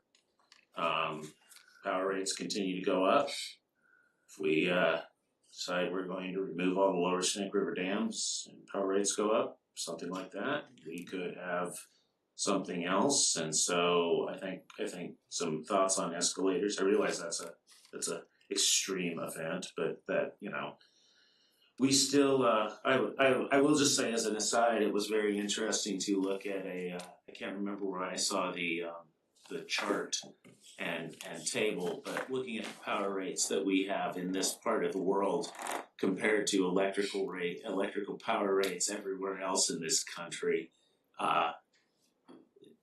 we have, as Dan said, a lot easier time of discussing things than if we were in Illinois or in the Northeast or something like that. So yeah. Please. So you said I would like to on the way out do this comprehensive plan, and then heard her say, and that'll take place in 6 months. So I want to make sure if we just committed to something that shows up in the budget, because that we're doing this big comprehensive plan. This is a thought for council. I was not going to commit to doing this or anything like that. What it is basically is I think I've had discussions with Councilmember Beastie. I think I've had discussions with Councilmember Culler. I think Councilmember Sanders mentioned this in the past, that at some point the city should really consider really tearing into number of connections, amount of water we produce, et cetera, really figuring out if this rate structure serves kind of the realities of 2020 going forward. And so I just wanted to Welch Comer to present to you the idea that, look, if you guys think this is a good idea, they can get a proposal to you and something like that and figure out if that's something you want to put on the books. Obviously, to do it right, it's not going to be done by the end of this year. But you've been thinking about rates for a while, so I mean, that's why I was thinking that you were going to share some of your. I think if it's future work, I just want to make sure it's budgeted.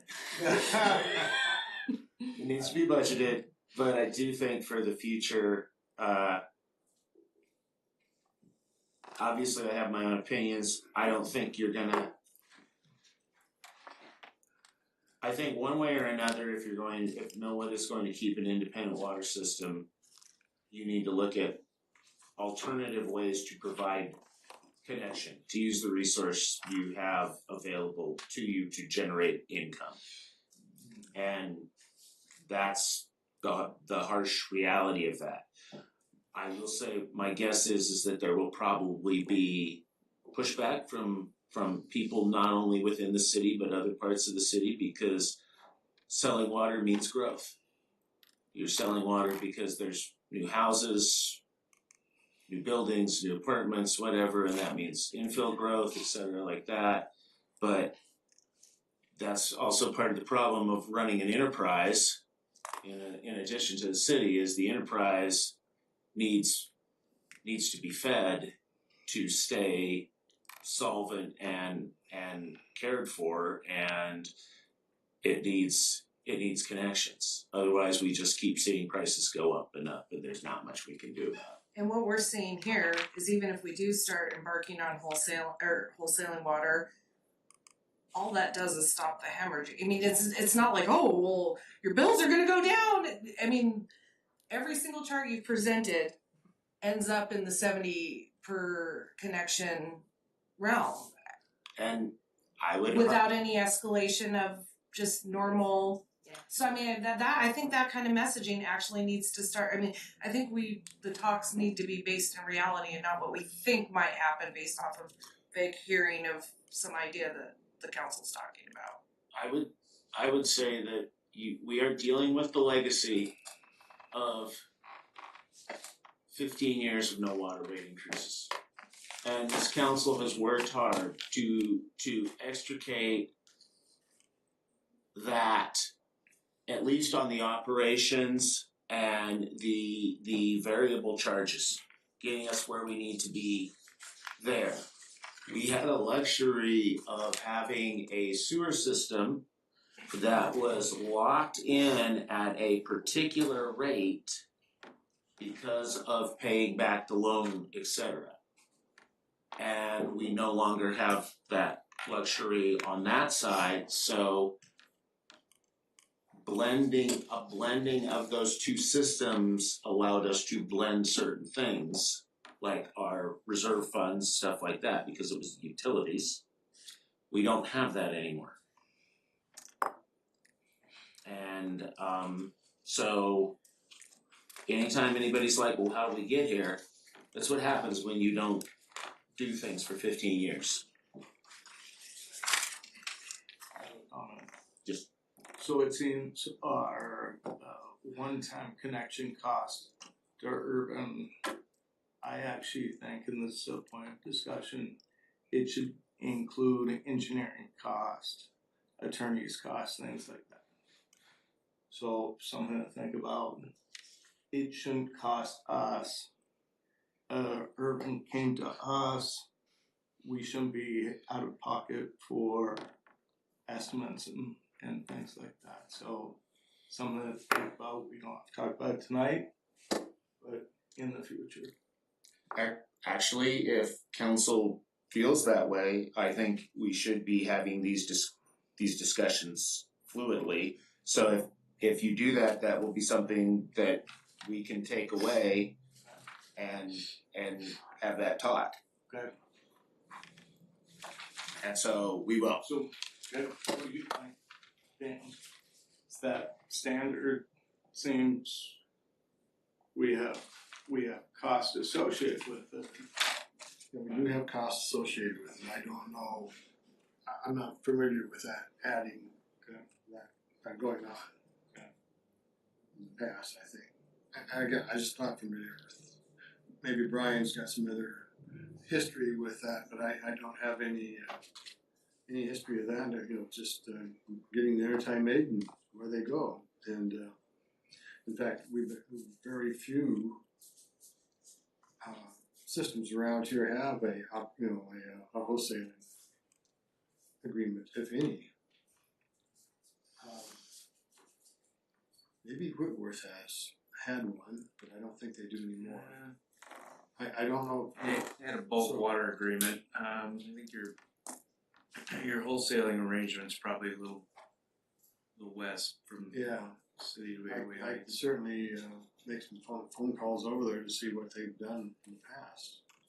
But most of those wholesaling agreements are very, very old. So what's your gut to what he just suggested? Yeah, Cause this is gonna be the template for any future engagement with other places. Probably not a bad idea in the future. Now, do we go retro? Cause hasn't been part of the discussion. But that's another But issue. we haven't seen the one-time connection cost. 13,250 seems really low, right? What have you thought, Sean? So connection cost for a city, the city includes their cost, their time and effort, right? Engineering cost. We have an engineering cost, we have attorney's fees, things of that nature. It needs to be based on actual costs.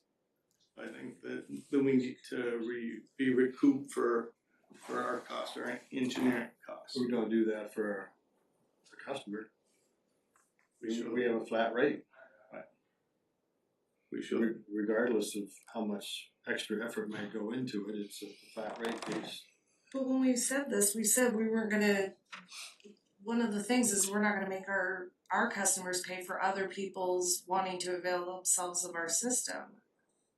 What if I wanted to negotiate to in the city, have another service connection that's not really a typical, our rate structure doesn't allow that. It's $1,000 hookup. Period. Right. And we haven't built that in for anybody else. Well, we do have our own burden on legal because we have to do our due diligence on our side, so some of these costs are ours just because they're what we're gonna have to do anyway, like Dan said, for any type of new connection. Right. And we don't know what it's gonna cost until we pull the pump out at Butler either. Right. But we also wouldn't be, if that has to be replaced, we'd be replacing it on our own also. Mm-hmm. So it's not an easy question, but I don't disagree, like we shouldn't be adding costs to our system for this. For like We're gonna $1 savings in 2020, 2030, and to me it feels like a lot of, I agree with that we have to have more connections, but do you know what I'm saying? When you model it out like this, I mean, unless we mitigate the upfront, we're not making the progress that, I don't know, what do you think? So, well, we just should look at the costs but Dan's right, we don't do this for other customers. Right, That's that's true, it's safety. Well, Matt, in terms of 160,000 source improvements, would we do that, we have that budgeted for 2025 or 2026? We'd have the same cost. Yeah, we can look at what, see if it needs to be replaced. Yeah, it'd be the same cost.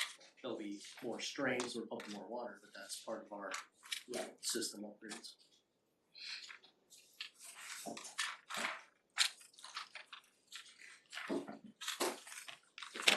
More questions, more thoughts, or see it again at the next meeting? Thank you. Yeah, Andy. Go. But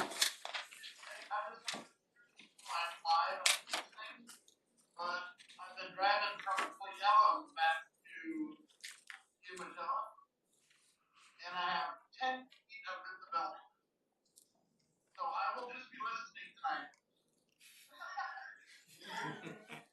safe.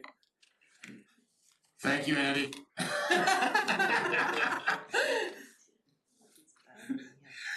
Anything else? I would say we're only halfway up we're at the top of the mountain, we still have to get back down. So, What's our action items then? so, Not action for the council, but what's our next steps then? so our next step is to go back to Irvin and talk a little bit about some, engineering cost sharing and some of these upfront costs and, discussion of some escalators, things like that, so we'll need to schedule another meeting with Millwood to at least begin some of these based on council comments here, get their feelings on it, and have those by the next meeting so we can respond to some of those and let folks know where things are headed. Excuse me. So with nothing else on this item, we will now move on to our items for thank you Ashley, thank you Nisha. Our items for actual consideration and potential action tonight or potential voting. So our first is our consent agenda consisting of the City Council special meeting minutes, the from September, the October regular meeting minutes, the October treasurer's report, the October claims and payroll. We don't have, we can't take it separately. So do I have a motion on the consent agenda as presented?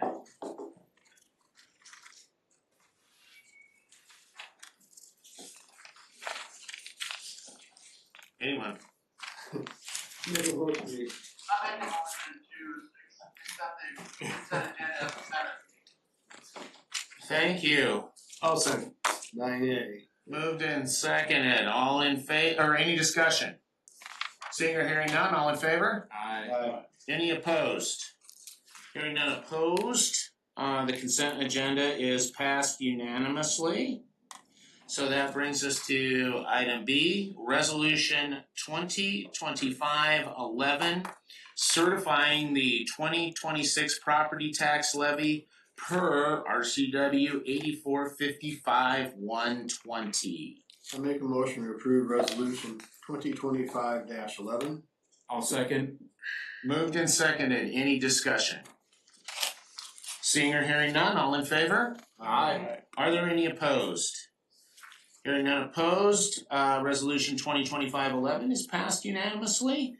And that brings us to the flip side, which is the resolution 2025-12, the 2026 property tax levy certification per RCW 8452-020. Make a motion to approve resolution 2025-12. Second. Moved and seconded. Any discussion? Seeing or hearing none, all in favor? Aye. Any opposed? Hearing none opposed, motion's passed unanimously. This brings us to ordinance 549, the reduction of speed limit on Argonne. On Argonne Road, for the length of Argonne Road from Trent Avenue to the Argonne Bridge on Spokane River. This ordinance, I think there was, last time there was a little bit of confusion or something on this. This change to the speed limit directly results from the acceptance of the TIB grant funding as part of both Argonne projects, Argonne North, and then the upcoming full depth reclamation set from Frederick to Buckeye. Any questions on this ordinance? Mr. Sander. I think the ordinance also leaves the door open for us to do that in other arterials. Correct. So there's a two-stepper here. Yep. Awesome. Yep. Any other comments or questions? Do I have a motion on ordinance 549 as presented? I'll make a motion to adopt ordinance 549 to change the speed limit on Argonne to 25 miles an hour. I second it. Moved and seconded. Any discussion? Seeing or hearing none, all in favor? Aye. Are there any opposed? Hearing none opposed, ordinance 549 is passed unanimously. Thank you. Ordinance 550, amending city council monthly meetings. Mr. Wurst. let you do that one. Okay, same as ordinance 550, same as presented previously to the council. This will create a second regular meeting, so it'll be 2 regular meetings of the month. The first of which would be on the second Tuesday, and the last would be on the 4th Tuesday of each month. Are you asking for questions? Yeah, sure. Do we have a template of what I know we've discussed like at the last meeting some broad strokes that, oh, this would be a placeholder for a workshop and then another second touch meeting if we needed to.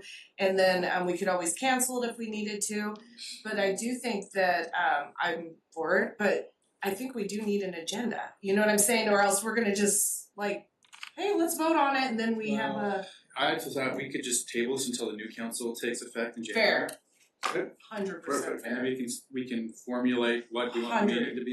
Yep, Yeah. that's great. Well, And Andy is the author of our current one, so you're in good. Okay, perfect. Sounds good. Do we need to vote on that, or can we just table it? We can just table. Brian, can we just wanna table just that? table the resolution? Okay, Yeah. table the ordinance, you bet.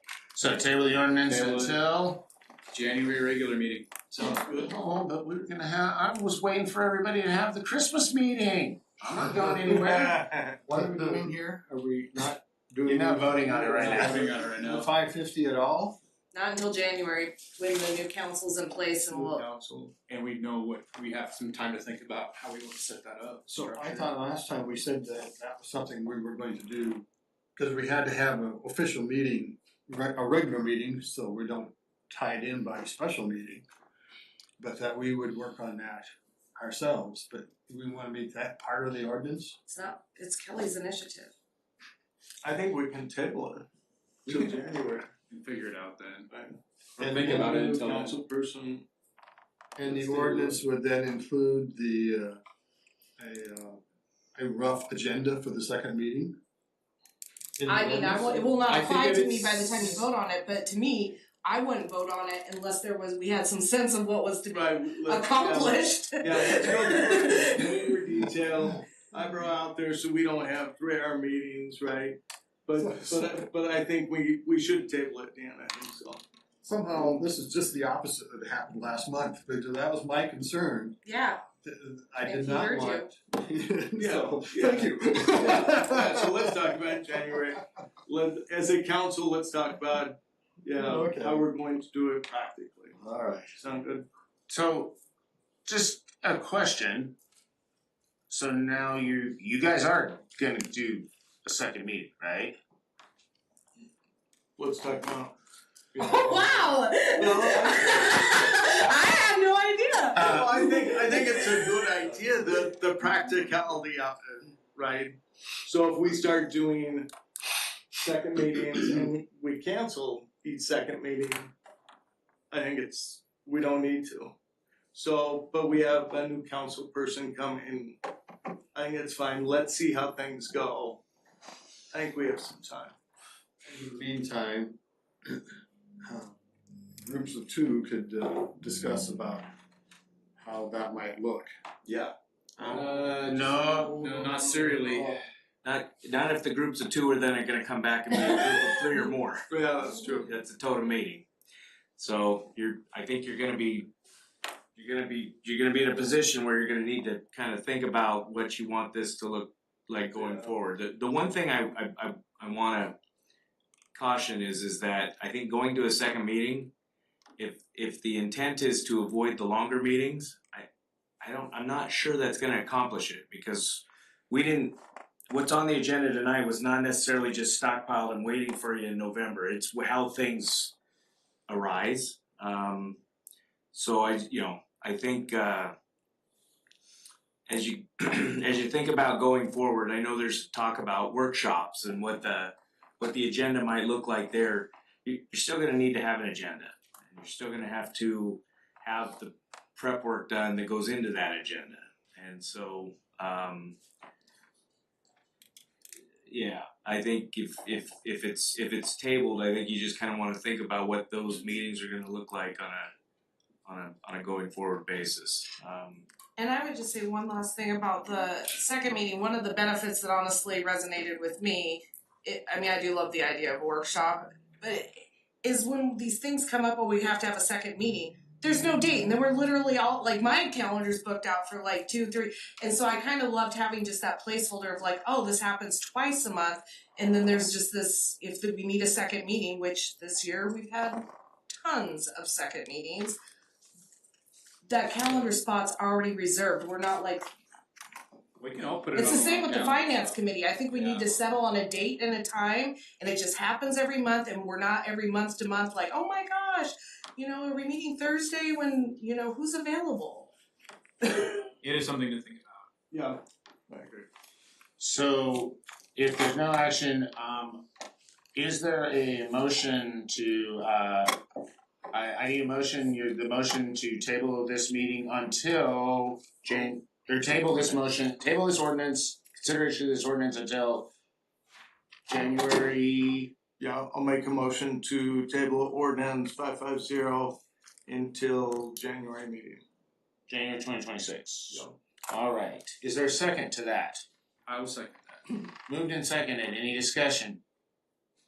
Seeing or hearing none, all in favor? Aye. Are there any opposed?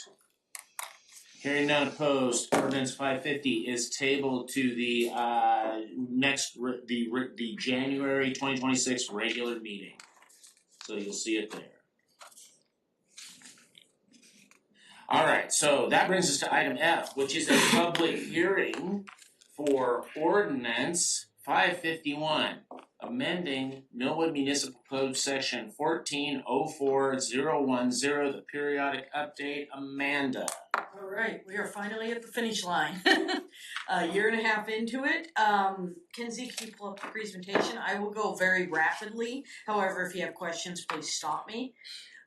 So as I presented back in October, the Planning Commission made a recommendation to approve with the one modification that we discussed briefly. I said we were waiting on some more comments to come in. We got those in. Most of them are just clarity type things. There's one I want to talk about a little more. I did have the opportunity to run these comments past Planning Commission at their October meeting.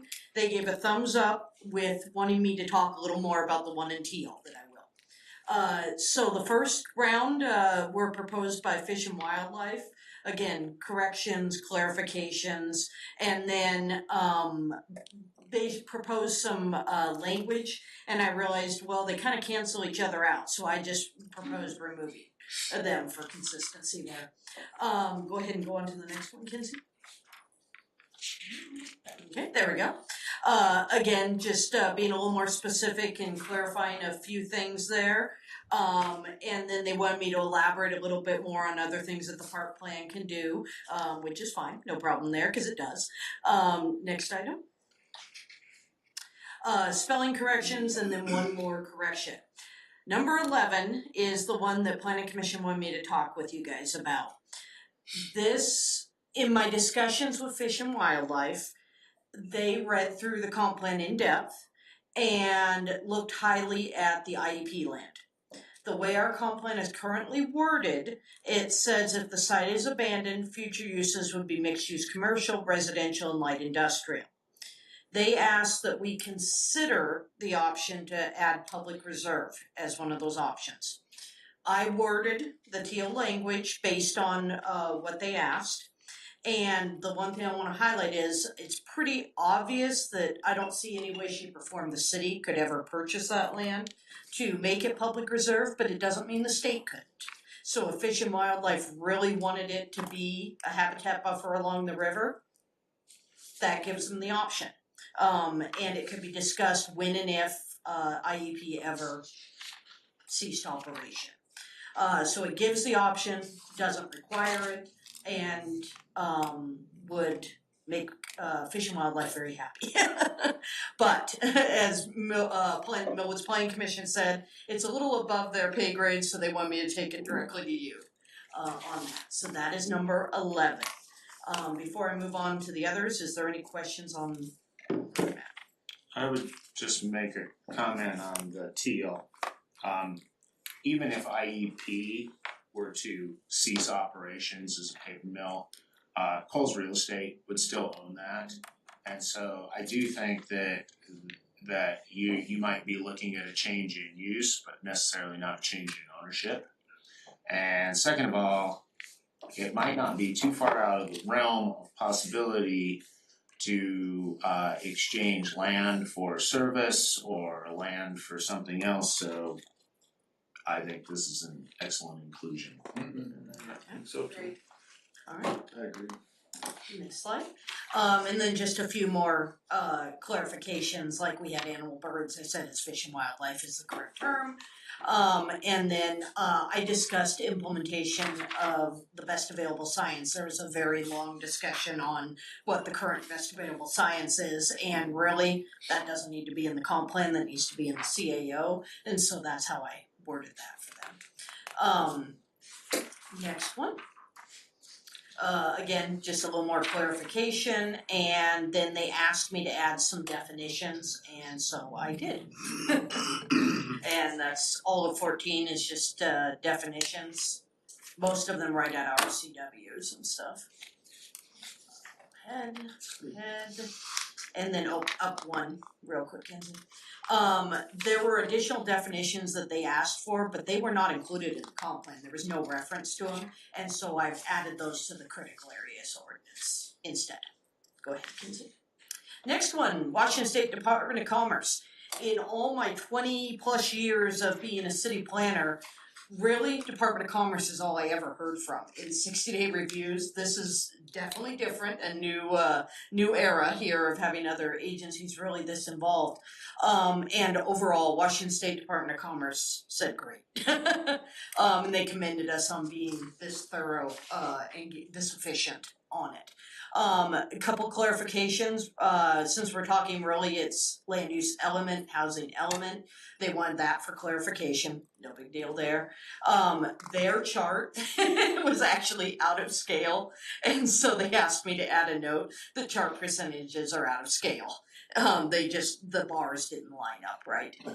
Yeah, I was like, do you wanna recreate your chart or should we just add a note? Number 17 on the final draft, it's a ticky-tacky thing. Our land use and our zoning maps are consistent, but technically the GMA looks at them as separately. So I decided we'll just update the thing to say Millwood Future Land Use Map, but it is consistent with the zoning map. Next.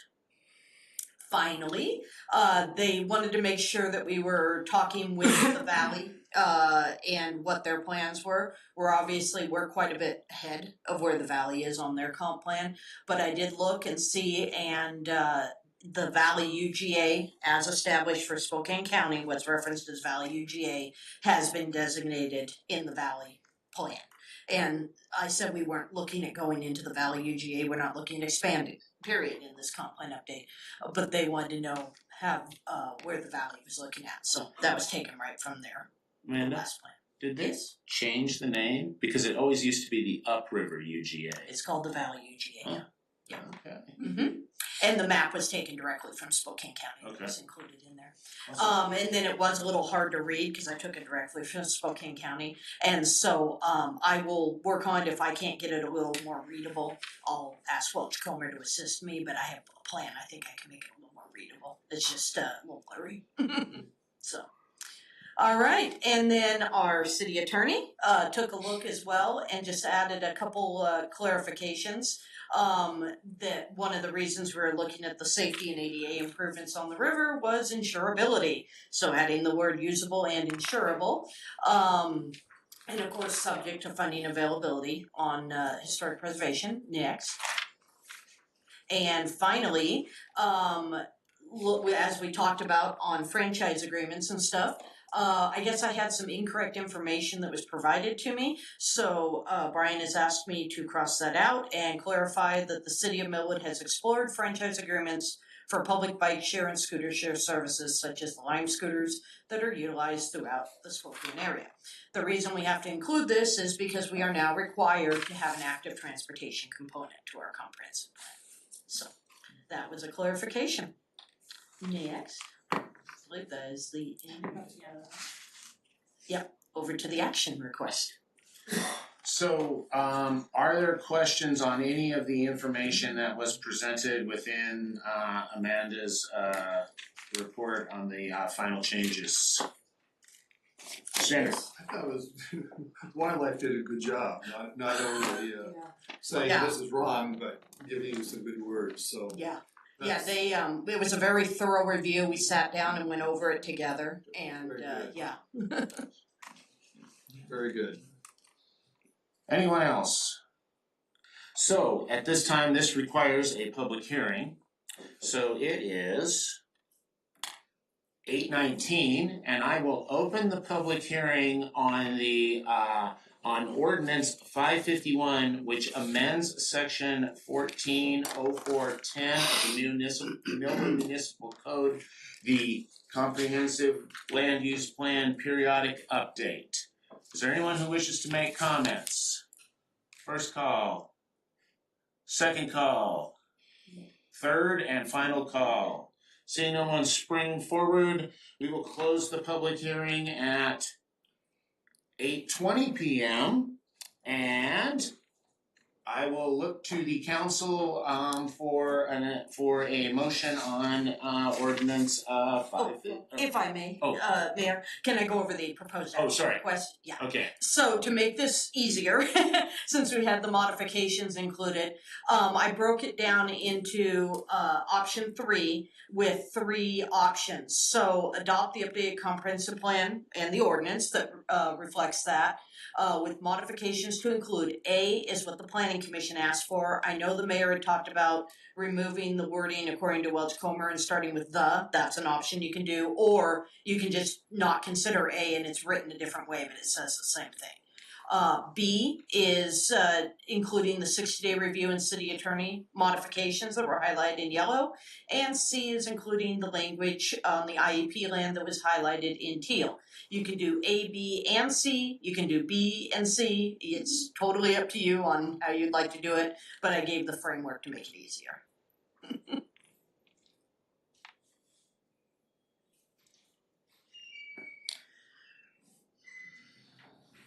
Now you may ask for a motion. So, okay, based on this,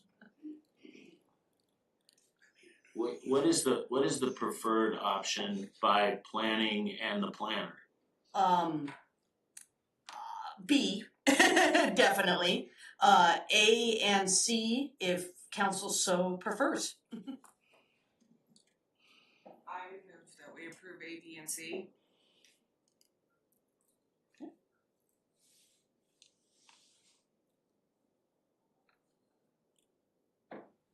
Oh, sorry. I'm still confused, cause I thought B was inclusive, then A and C aren't. I can't read what we got. A and C are additive. I will say that I think it is nitpicky to say according to Welch Comer. But that's neither here nor there. I just think it's the city should not meet, but that's. I don't think it's pointing, from what I understand, it's not pointing any blame, it's just saying that this is the source of the data that we got. Yeah. And so, I mean, what is the planning? I mean, so it's my understanding you're saying we need to approve some of these, all or none, and you just went over the teal, correct? I went over the yellow and the teal, yeah. Yeah. And A was the planning commission. Just identify data source. Referencing the data source for the information. Yeah. So my motion still stands, Yeah, I just and I'll say we second it. do what the Moved planning and second. commission says. Moved and seconded. Any discussion? Seeing or hearing none, all in favor of approving adopting the ordinance with A, B, and C included, please say aye. Aye. Are there any opposed? Hearing none opposed, ordinance 551 is adopted with per option 3 adopting all A, B, and C as presented. Unanimously. Alright. Congratulations, city. You are the first. In the whole state? For the 2026 group, you're the first. Of the whole state?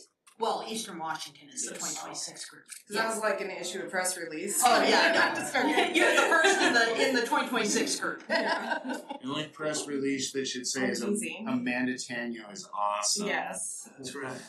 Alright, so that concludes which is item F, so now we are at item G, which is ordinance 552 regulating public camping. Mr. Wurst. Yeah, we talked about this one first reading. This is basically being proposed as simply another tool for the city to address various concerns that have been raised over the years, come in line with recent U.S. Supreme Court decision. We still need to engage in discussion with law enforcement on the enforcement side of it. But we would like to ask the city council to approve this, to codify it, and that kind of gives us a starting place to go back to law enforcement and discuss the enforcement. Again, I'm not envisioning an issue with the county in terms of enforcing it because it is verbatim what the county / city of Spokane Valley are enforcing as well. Yep, yeah, that was changed over, my apologies. I'll make a motion to adopt ordinance 552 to update our public camping regulation. I second. Moved and seconded. Any discussion? Seeing or hearing none, all in favor? Aye. Are there any opposed? Hearing none opposed, ordinance 552 is passed unanimously. Thank you very much. And so that brings us to our last item on our action, which is the Winterfest Special Event Permit 2025. Motion we approve the Winterfest special event. Second. Moved and seconded. Any discussion? Any comments from Mr. Shealy on it's all good? Same. Alright. Moved and seconded. All in favor? Aye. Any opposed? Hearing none opposed, the Winterfest Special Event Permit for 2025 is approved unanimously. That completes the council's action items for this evening, and that brings us to our reports. Treasurer's report, Mr. Armstrong. I will be brief. We had a finance committee meeting November 6th where I presented the treasurer's report, which is also included in the agenda packet. I also continue to put together a year-to-date, so through October, where the city is in relation to budget and where the city is in relation to prior years, which I've also utilized in the budget presentation. We posted the position for the finance manager slash city treasurer, and we received a variety of applications, which I reviewed, sent a summary sheet to Councilmember BC and Councilmember Culler. We have interviews tomorrow and Friday, and Sean, I hope you're getting my emails. Hi. Okay, good. As we progress through that process, I want to make it known that I will be available to train, assist, and in the future work on larger financial issues until the treasurer is up to speed. And as usual, every month I have a pile of checks that need signed. So maybe tomorrow.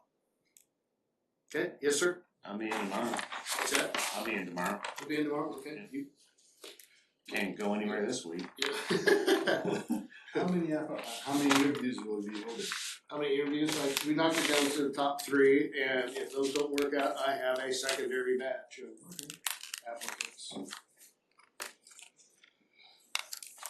That's been signed. Any other questions for Mr. Armstrong? Thank you, Dave. Ms. Castles, Clerk Public Records Code Enforcement. Well, I'm really busy. We've been very, very busy, doing lots of public records, requests, code enforcement. There's been a big treehouse issue. Spent a lot of time on that. Lots of time on meetings. As you can tell, the packets have been huge, and they have been huge and very convoluted and stressful, and many changes and many versions. and not many as in little, as many as in lots. So, also, I guess I didn't really find out if I can say this or not, but I'll just go ahead and say it anyway, because, you know, it's kinda how I roll. I am retiring at the end of the year, and so we have been, we also had put out a request for a new person to help Kenzie, and had done some interviews and had interviewed some very nice people, and have just today made the decision on someone, and she has accepted. So given all the background check and all of that, hopefully she'll be starting soon, so we'll at least have a few weeks to help with that. But so there you go. That's what I know. Questions for Lisa? So at the December meeting, with Lisa's impending retirement, what I would like to do is appoint Kinsey as the city clerk. Kinsey's done a great job. She will have resources available to her in the area for other things, but the training has been going on. Lisa's been debating on this for some time, and some events have forced your hand of late. Yes, I didn't say all of the things. My husband has accepted a position on the west side of the state, so I will be, we will be moving. The commute from Deer Park was bad enough.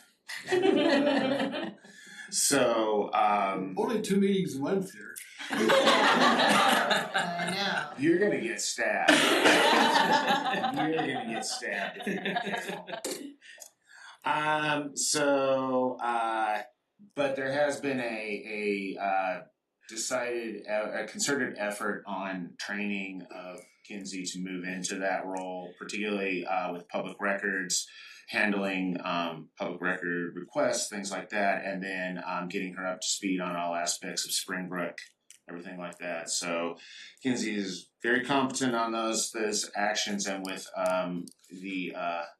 hopefully the likely hiring of a financial manager, we might also be able to appoint a treasurer here shortly. So that would be excellent. But that's kind of where we're at with that. So next up, any questions? Anybody want to know about the treehouse? No, we do not. All right, Mr. Shealy, facilities, please. I will also be retiring at the end of the year if I win the lottery. So I'll probably. You gotta buy to win. I do. Okay. The Argonne project's in a holding pattern now, awaiting all the rest of the signalization parts and the street light poles and parts. I received an updated schedule of the ship dates this morning, and they vary from the 21st of November to the 13th of December for other parts. They're shipping out of several different locations such as California, Oregon, and Georgia. In the meantime, there's a couple of different items added that are being currently worked on. One of them is an ADA ramp out here in front of Town Hall. Originally, if you were cruising down the sidewalk in a wheelchair southbound, you would have to go out into Frederick to get around to access Town Hall Park and Fire Station. Probably not a good idea. So to remedy that, we're putting in a ADA ramp to get people up to the upper level here where the doors are. So they are in the process of different stages of pouring that as we speak.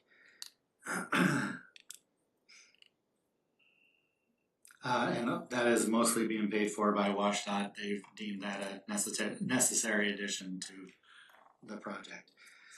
Also going on today, there's traffic control right out front here because the designated turn pockets for turning east and west off Argonne at Frederick were way too small for a normal sized car to tuck into and be out of the travel lane. So they were removing the old paint and doing some revisions to try and make that whole thing more user friendly. I had heard some complaints and noticed myself that it is very dark, mainly in the area of the IEP property along the project. And once I received the word this morning of our dates, shipping dates for the rest of our parts, I instantly got on the phone and ordered some temporary light plants for the tree lighting ceremony. So when we have a lot of more foot traffic in that area, we have some illumination so nobody gets ran over. Good plan. We locked up the bathrooms last week for the winter, and we're awaiting winterization on that when we get a free moment from leaves. Also on my list the next couple of weeks, when we do get caught up for a day or two from leaf cleanup, is we need to remove the temporary speed bumps at multiple intersections around town to make way for snow plowing. And we still have to do all of our sprinkler blowouts, meter and backflow removals before the cold weather hits. Luckily, the weather's been cooperating with us so far on that. So I think that's about all I got. Just leaves. Questions for Kyle? Thank you very much. Mr. Erdahl, Utilities. Hey, I finished up our level 1 assessment on the water system after we got that call from you. So that's done. I sent that out to DOH. We'll be taking 2 more this month, so hopefully those come back good. We switched over to Butler for our lead pump with the low flows for the wintertime. You heard Urban got the intertype put in up at Butler. They got that paved last week, so they just got a little bit of cleanup left. That's pretty much done there. Welch Comer came out. We put some pressure regulators out on Empire and down on Davis just to kind of monitor the system pressures. Pacific Power came out, installed a new hot start at the old park generator. So when it's cold, it helps it start better. Our old one went out. Kyle and I did a harassment training last week, put on through WCIA. Everything's going good so. Questions? Thank you very much, Matt. Planning, Amanda. Let's see how fast I can do this. My report's in the packet. The treehouse fell under staff assistance. Do you have any questions? Questions? Thank you, Amanda. Mr. Wurst, legal. I got nothing. Quicker. Sweet. Happy to answer any questions. Any questions for Brian on anything? Mayor, I will be brief. A couple things. Appreciate your patience going through all this water stuff. I do want to call your attention that there is included in your packet a administrative order from Washington State Department of Ecology, Eastern Region, requiring not only City of Millwood, but pretty much every purveyor with water rights and points of extraction within the Spokane Valley, Rathrum Prairie to begin monitoring their production per water right. I'm going to be meeting with Ms. Short on a couple other things this week, or not this week, next week. And this will be a point of discussion just to get a better idea. But as we discussed, knowing what you're using is prelude to knowing what you need. And this is interesting from the standpoint that this carries legal weight for all purveyors as an administrative order to provide this information to ecology. So just something to be aware of. I would remind you to revisit Washington, the Ecology Policy 2030 regarding municipal water rights and the section relinquishment. Mr. Sander. But the good news is we have the equipment. Matt's doing this reporting, most of this reporting anyway. I guess the key is those 2 particular water rights. We need to say confirm what they are. we're doing those. Yes. We may need to have a water right change just to lump them all together. But maybe we don't want to open that door either. So, anyway, the good news is Matt doesn't do. We're metering. Matt's keeping those records anyway, so there's no more record keeping. Now you just have to remember to report. And yes, I just So there is one other item.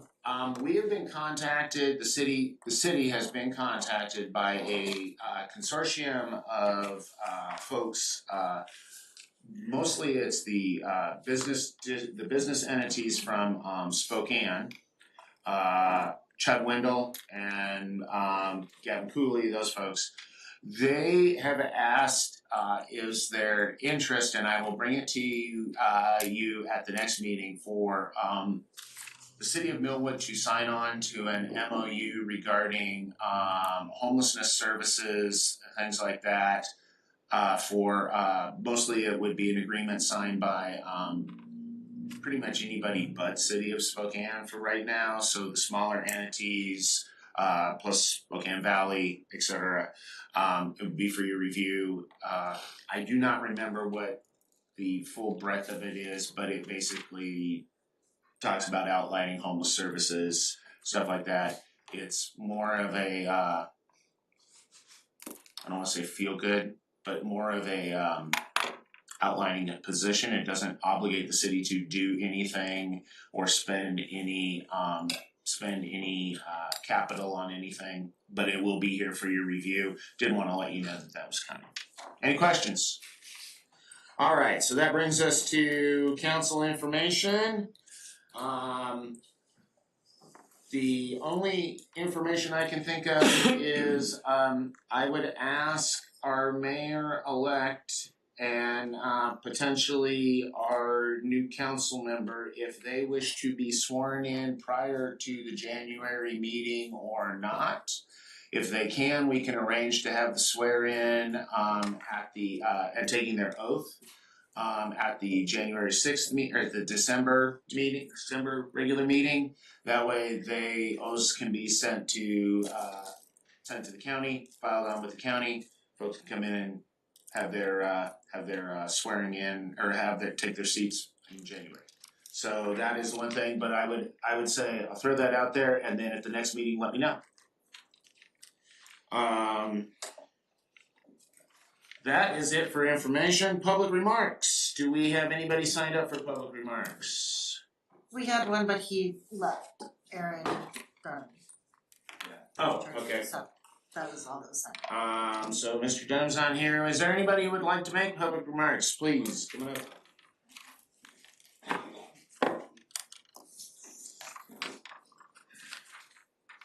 Demand 10306 East Empire.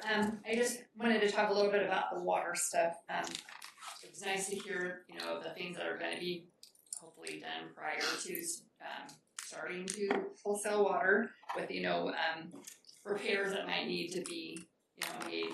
But I just really want to encourage you guys maybe not even to consider approving the one with Urban until after the first of the year, to make sure all, the old saying, all the ducks are in a row, or the horse isn't before, or the cart's not before the horse, or whatever. But I just was I just did some research myself, and it just talked about, because I know that our water system is older, and you guys have been talking about repairing it, but it just says in some of the stuff I looked up, I'm sure you guys all know this already, but just to emphasize, says the most critical factor is ensuring the pipes are adequately sized to handle the increased flow rate required by wholesale agreement. In addition to existing demand, average peak hour fire flow demands, undersized pipes lead to excessive friction loss, reduced pressure, and potential velocity issues. And then it just also said the age and material of existing pipes must be assessed. Older, deteriorating pipes may not withstand the increased flow and potential pressure changes, leading to leaks, bursts, contamination. I'm sure you know all that, but I just want to make sure you guys are really looking into that before you make a decision. So if you sign the agreement and then find all these things need to be maybe fixed, more things need to be fixed before you start wholesaling the water.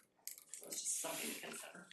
And then the other thing I just said I would bring up, a person got a hold of me that's not from our area, and maybe someone's already contacted you guys, but about the water pooling right before the bridge. This one lady just said that her friend almost got in a wreck there because she says the water has been pooling prior to the new construction on the road here. But she said that now you can't move over to avoid the water pooling, and so she just said her friend almost wrecked. I don't know, it's because she just didn't see when you said the lighting before too. I have no clue why, anyone got hold of you yet on it, but I just said I'd bring it up. But she says it cooled for quite a while. So, anyway, I just thought I would let you know. Thank you. Thank you very much. Any other comments?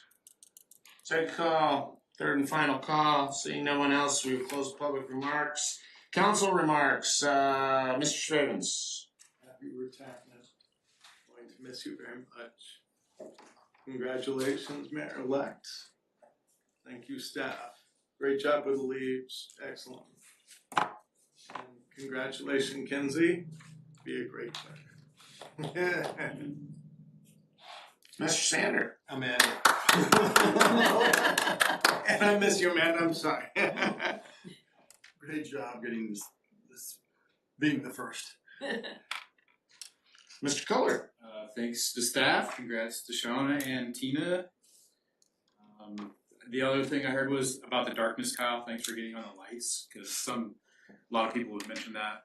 It is very dark out there.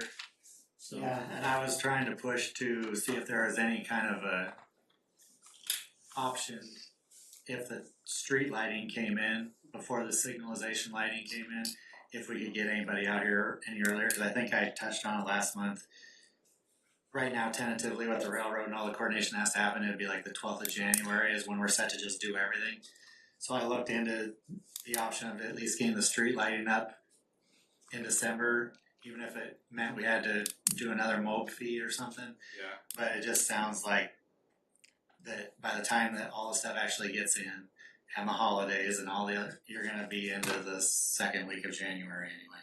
So Gillis, because those, I talked to Gillis, because those, the illumination poles now are not coming till the 13th. He's actually gonna check with Avista and see if they have any type of, temporary, lighting that they can just drop in, temporary pole stand bases that they can just drop in and set up and see. So he's gonna work with them on that, and hopefully we'll get some sort of positive result. Okay, sounds good. Shauna. So are we gonna have council comments at this special meeting on the 29th or the 24th? Can we? Yeah. Okay, Sure. I would like to have council comments at that time. So at this point, I'll just say thank you, staff. Thank you, Amanda. Congratulations, Lisa. Thank you for not being truthful about retiring, because I about lost myself. And so, and congratulations, future Councilwoman Tina Seifert. Announcements, I don't think we have anything coming up before the special meeting, so. What? Oh, Andy, sorry. Jeez. Hey, I'm not long. I can back up to the beginning, you can talk and stuff. Okay. Do you have any comments? So let's start the meeting over. Andy, we can't hear you. Breaking up. Yeah, there you go. So announcements, we have the next meeting, so we have a special meeting set for November 24th at 5 p.m. That will include council comments. Then we have a planning commission special meeting on December 9th at 5 p.m. And then we also have a regular city council meeting on December 9th beginning at 6 p.m. Yes. One clarification, it's City Council Planning Commission joint. Oh. It'll be just like we did in the past where we kinda intro. So we will have a joint meeting on the 9th at 5 p.m. and then we have a regular meeting on 6 p.m. So at this time, do I have a motion to adjourn? Move to adjourn. Second. Second. Moved and second, all in favor? Aye. This meeting is adjourned.